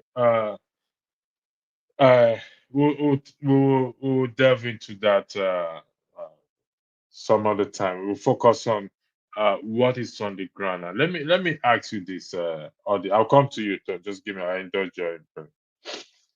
The North suffers more than the South. I can see. Okay, thanks for bringing yourself back. Now, if this, do you not think, or do we not think, if the South, for example, lead the revolution, it will equally help the Northern people as well too? Oh, excellent question. This question was asked in 1967. Do you remember that Awolowo was in Calabar? He was under Ojuku's prison. Ojuku released him. They had a deal. They discussed, but he went there and we know the rest of the story. This is history. Because if we don't know history, and then we don't know the future. What I'm saying is this: where in Nigeria, the greatest hatred for our stupid youth is between who and who? It's between the Igbos and the Yorubas. The most stupid thing in this world. The people who should be banding together to do exactly what you're saying, because what you're saying is the solution to Nigerians' problem. And this was what was prevented in 1959 by the British. Because if you know the history of Nigeria, hold on, let me just land on this point. Have you ever, you can present the result of that election? There were Northern People's, I think, conference, NCNC, and Action Group. 3 main parties. You had some other minor parties that vote. Between the NCNC and the Action Group, they had way more than enough votes to form a government. Why didn't they form a government? Somebody has already spent like a good 6 hours educating us here. People should go and watch the guy. Tony. That's sorry. What's Oni? It's not Oni. What's his name again? I've not even reached out to the guy. I just got his phone number from Forefather. I've been very busy. We have done this thing before. What they're doing is to sow seed of hatred. There's something called handshake across the Niger. We eat the same food. We marry the same women. We live in the same land. We have similar culture. We worship the same God. But people tell us that this person is our enemy. And we keep trying to outdo the other competition. Yes, but the problem is there's no trust. Tinubu's wife, did you hear? He said, these Igbo people, we cannot trust them. Do you think it doesn't hurt? When NSAS happened, who was blamed? If anything happens in Lagos, what they say is these Igbo people will do this thing to them, will do this. Do you think, does it create love and trust? It makes people, it's going to take maybe the senior leadership of the two peoples or some type of one person. I don't even think it's going to work. That's why I think a dictator that comes in, however he comes in, that loves the country. I'm telling you, whether he puts only Yorubas, nobody will worry. Something for you. Let me highlight the comments here. It says, I get it now. The Southeast are sacrificed enough for Nigeria. They are not leading any revolution for anybody. If Igbos are making any sacrifice, it has to be for Igbos. So, explicitly my thought process. I think 99% of Igbo people have the same thing in their mind. Okay. Tony, thank you very much. So let's them start it now. You understand what I'm saying? Look, let me tell you, if the Yoruba people start smarting, we don't go since yesterday. Igbo people don't go since yesterday. But look, it's not gonna happen. You know what's not gonna. People are scared in Nigeria. People don't. Sorry, you see, I end with what Fela said. He said, "I don't want that. I just marry." My wife just born. So it's been since the 70s. All right, thank you. So the problem will not go away. The solution is in our hands.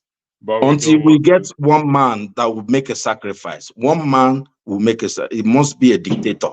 He's going to tell all the tribes to shut the hell up and fall in line. But we'll have development in our regions, and we'll say, okay, make we manage this guy. It's okay.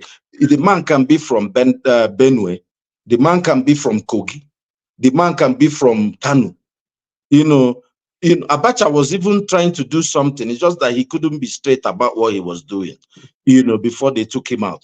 If he's from Katsina and he wants to be there till 50 years and make Nigeria to be like Dubai, let him be ruling. Now, what concern me?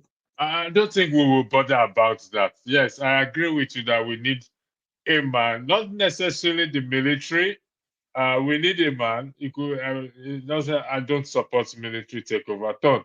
I think Fofana have a broadcast after this broadcast, so I'll be conscious of the time. So I'll give each.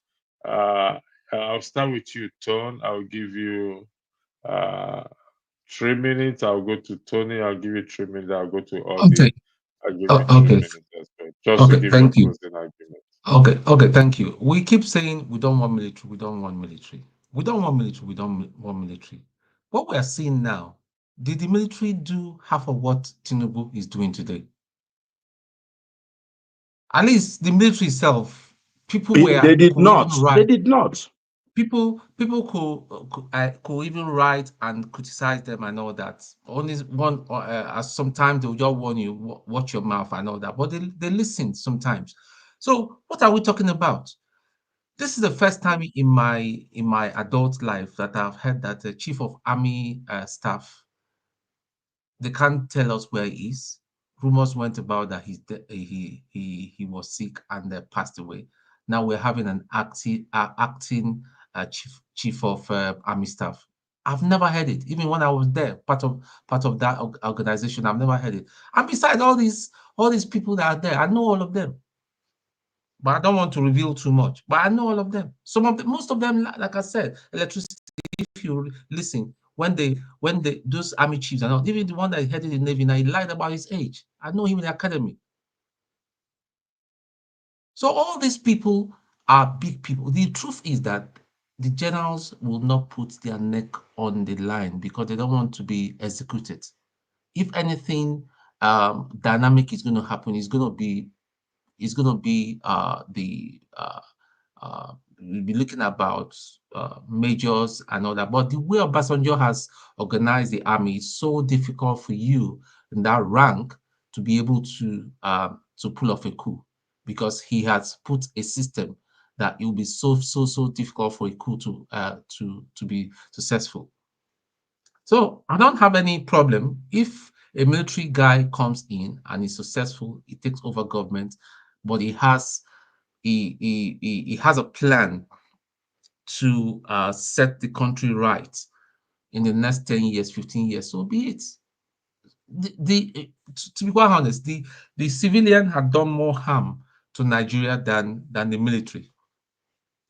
Now, Tony was asking, I think it was Tony that was asking somebody, why did Nzogo and his guys strike? It's because of what we are seeing today. Part of the bigotry that we are seeing today has started back then. The politicians were misbehaving. If we see, why do you think they took out history from school? They're not stupid.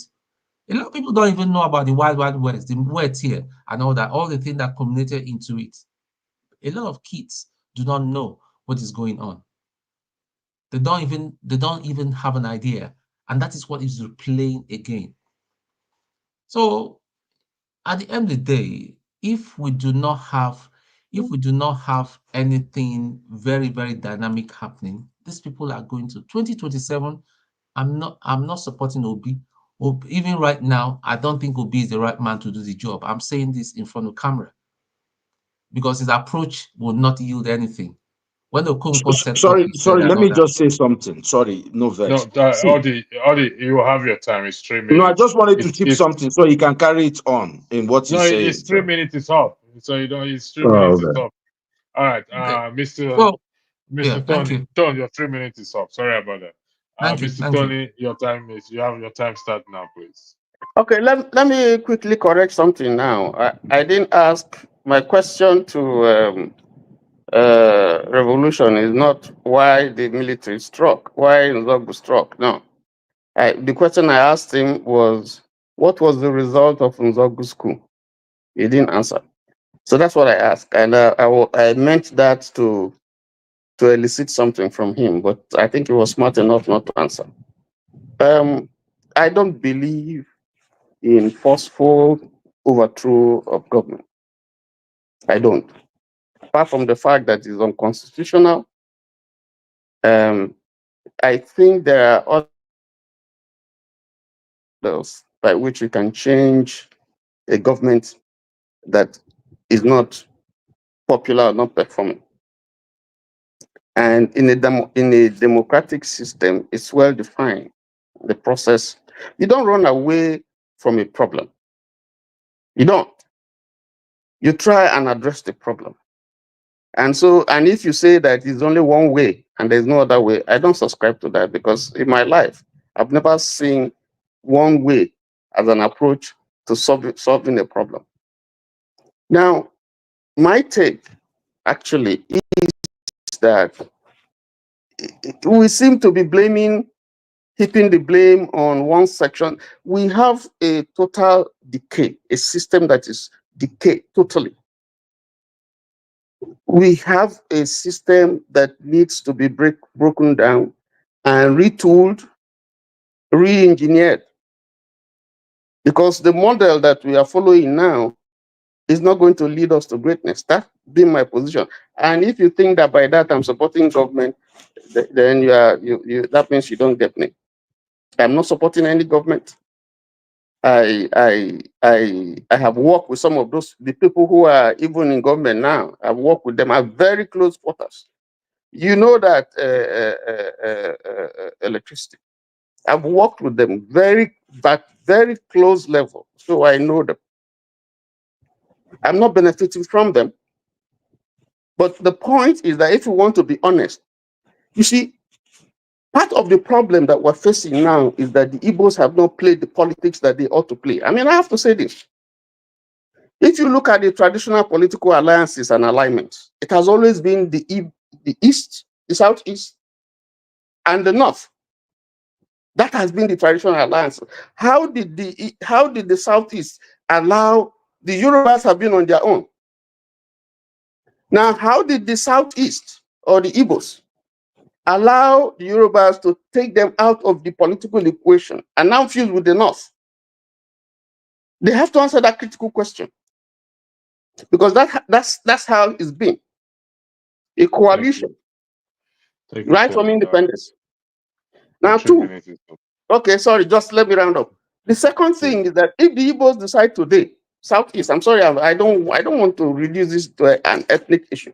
If the Igbos decide today, the whole Igbos in Nigeria, I'm not even talking about those in diaspora, to close shop, that today we decide we are going to close shop for whatever reason, the nation will feel it. How much of that economic power that they have all over the nation have they used to muzzle their way through? Because you got to use what you have to get what you don't have. They must be asking themselves those questions. Electricity, I have to do a rebuttal on this. No, it's your floor now. You have to. Oh, sorry, Odi. Let me electricity. You see, for Tony, I want to give my time, because he's confusing my head. I don't understand where he stands. No. I think it's becoming clearer. It's becoming clearer. No. I don't think it's confusing. Let me use my time. It's all this time. Tony, what part of Nigeria do you come from? Don't let us make it personal. No, I'm just asking now. He's talking about a particular set of people. I want to know where he's from. He has right to say yes or no, that he doesn't want. Allow him to answer the question. All right. He's a man, a full-grown man. I'm a Nigerian. Okay, that's fine. You don't want to say, maybe you're ashamed of where you come from. Yes, I am. Tribe. Yeah, that's fine. This, because when people talk like this, you can, I told you that I discussed with him before. He was busy defending all the criminal religious leaders we have in Nigeria. Yeah. No, that's wrong. Let me finish. This is my time. This is my time. You can't say that. You have to wait for me. When I finish, you talk. Let me finish. You have to control yourself. You know, this man was busy defending today. His job here, many of these people are agents. His job here is to be defending the Tinubu government in a sorrow manner. You know, let me finish. Look at what he's saying. He said, who in Nigeria, there's only one tribe locking their shop, rejecting the Nigerian government. Only one tribe against the harshness, in as much as I am against it completely. He's saying, why can't the people do what they're doing already? You know, can't you understand the tautology and the ridiculous, how, you know, let me not say, the tautology in what you're saying? You know, so what I'm saying is this. We keep running away from the problem. People voted Muslimi.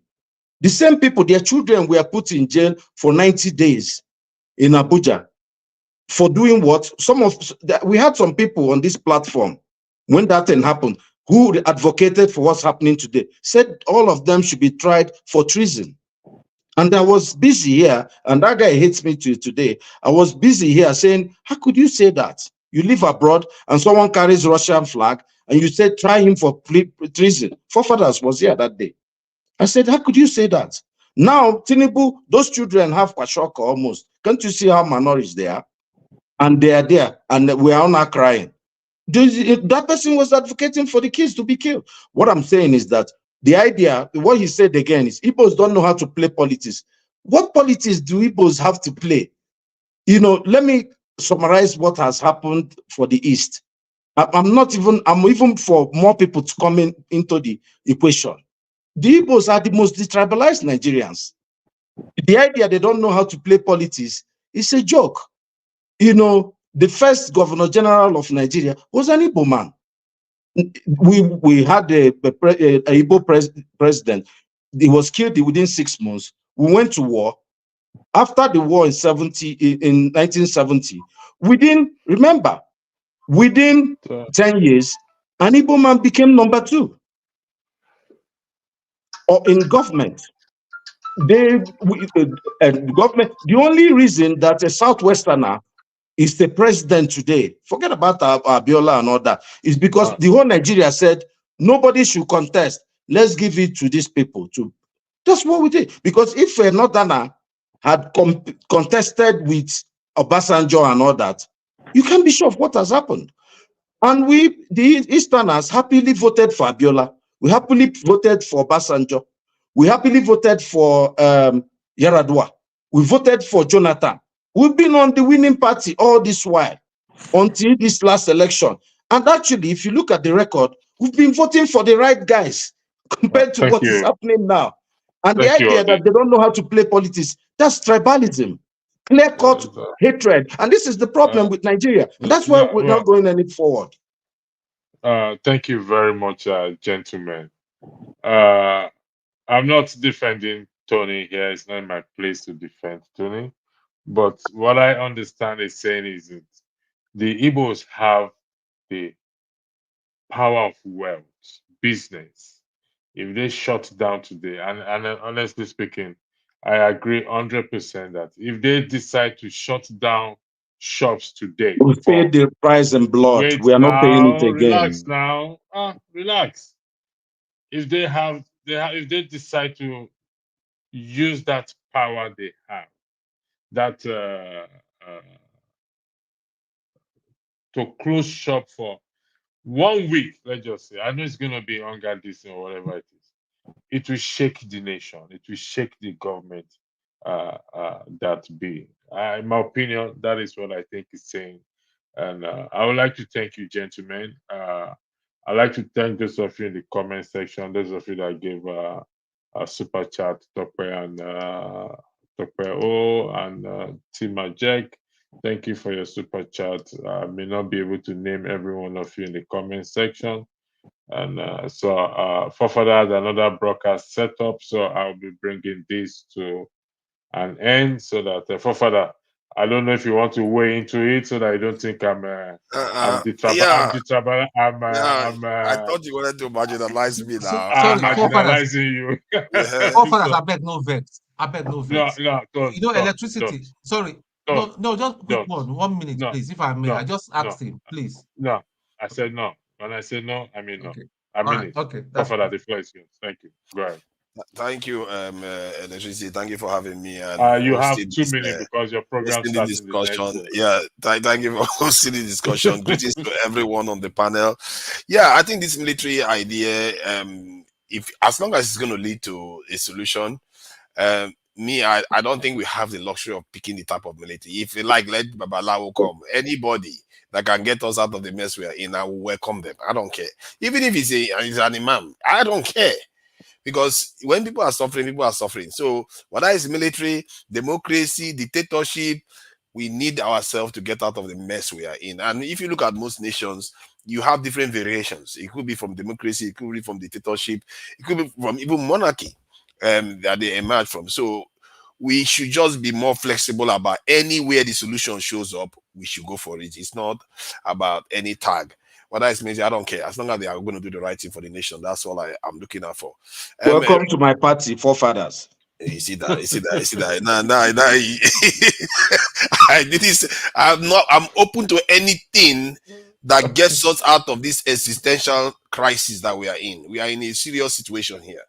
And that is, we don't have it's like somebody that is drowning. What do you care? Where the staff is coming from? Where the help is coming from. Exactly. Take it to wherever it comes from, you take it. If it's a pastor, whatever it comes, it comes.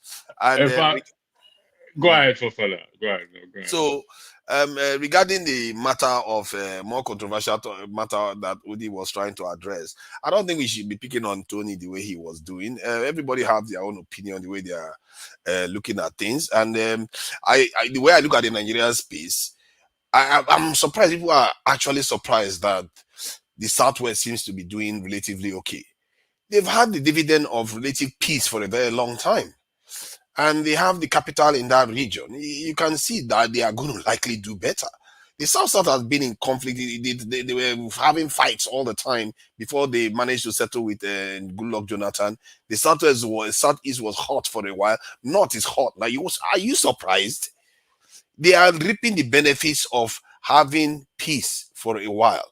And people should know always. And then you look at the way the country is structured. Some people just have advantage, just like some people are born with rich parents and others are born with poor. It doesn't mean you cannot thrive, but some people just have inherent advantage, and there's no need to begrudge them of that, because sometimes what we do in Nigeria is that we envy people and we don't even know we are doing it. We act as if we are entitled to their own position. It's not necessarily true. All nations have these peculiarities. Make no mistake. It's in the UK, it's in America. Every nation has it. Make your peace with that. That's how the world is. That's how families are. Not all children are the same parents. It's just the truth of life. Let's not like to do this the way we would like to paint. Oh, we are victimized all the time. No, it's not we are victimized. Everybody is going through mess. The North is poorer than the South. I'm scared. When I saw the literacy rate in the North, that scared me. I was like, these people are so uneducated that it could be a national security threat itself. But you were attacking me for saying that forefathers months ago. Remember? No. If I was questioning you, is what because you were not using you were not talking about the way I talked about it in terms of data. Maybe you were just saying, oh, they are backward. No, I said it. You see, there were no problem. We'll wait for you when you take over. We'll go back and forth. We're going to cover it on this because maybe you said it from the point of view that they are back. I hear a lot of Southerners saying they are backward people. And that is not always very good way to discuss matters. You use data based on. No, I talked about indices. Yeah, okay. If you remind me of exactly, then I don't think I will just tell you, oh, you are wrong for saying that when it's actually a fact of data. Why would I tell you are wrong? I never do that. You said I didn't say it in a nice way. No, I think you probably said it in a kind of saying that. Ignore all this whining you. Yeah, don't mind it. Don't stop with me. It's whining you up. Thank you anyway. I think I've had my time. Yes, thank you, Fofala. Thank you, everyone, again. It's been a pleasure. We will keep this discourse going on, and the platform operates respect, and those who choose not to respect the rules of the platform knows very well what comes to them. So again, I would like to say thank you all once again. I shall see you tomorrow in the ladies section. We shall see you tomorrow in the ladies section as we'll be delving into the US general election. Thank you very much. Have a lovely night. Everybody.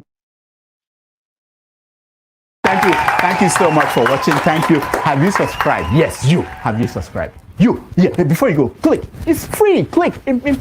Just that's it. Have you subscribed? You are laughing. Have you subscribed? Have you subscribed? Thank you. Thank you. Thank you. Hey, madam. Thank you so much. I can see you. We have to get to 100,000 subscribers. By the end of the year. How are we going to do that if you don't subscribe? Yes, you. Yes, you're about to click off. Why? Have you subscribed? It's free. If you don't, ask your son, ask your daughter how to. Just one click. Thank you. Thank you. I see you. Aha. Thank you very much. Thank you very much. I'll see you tomorrow.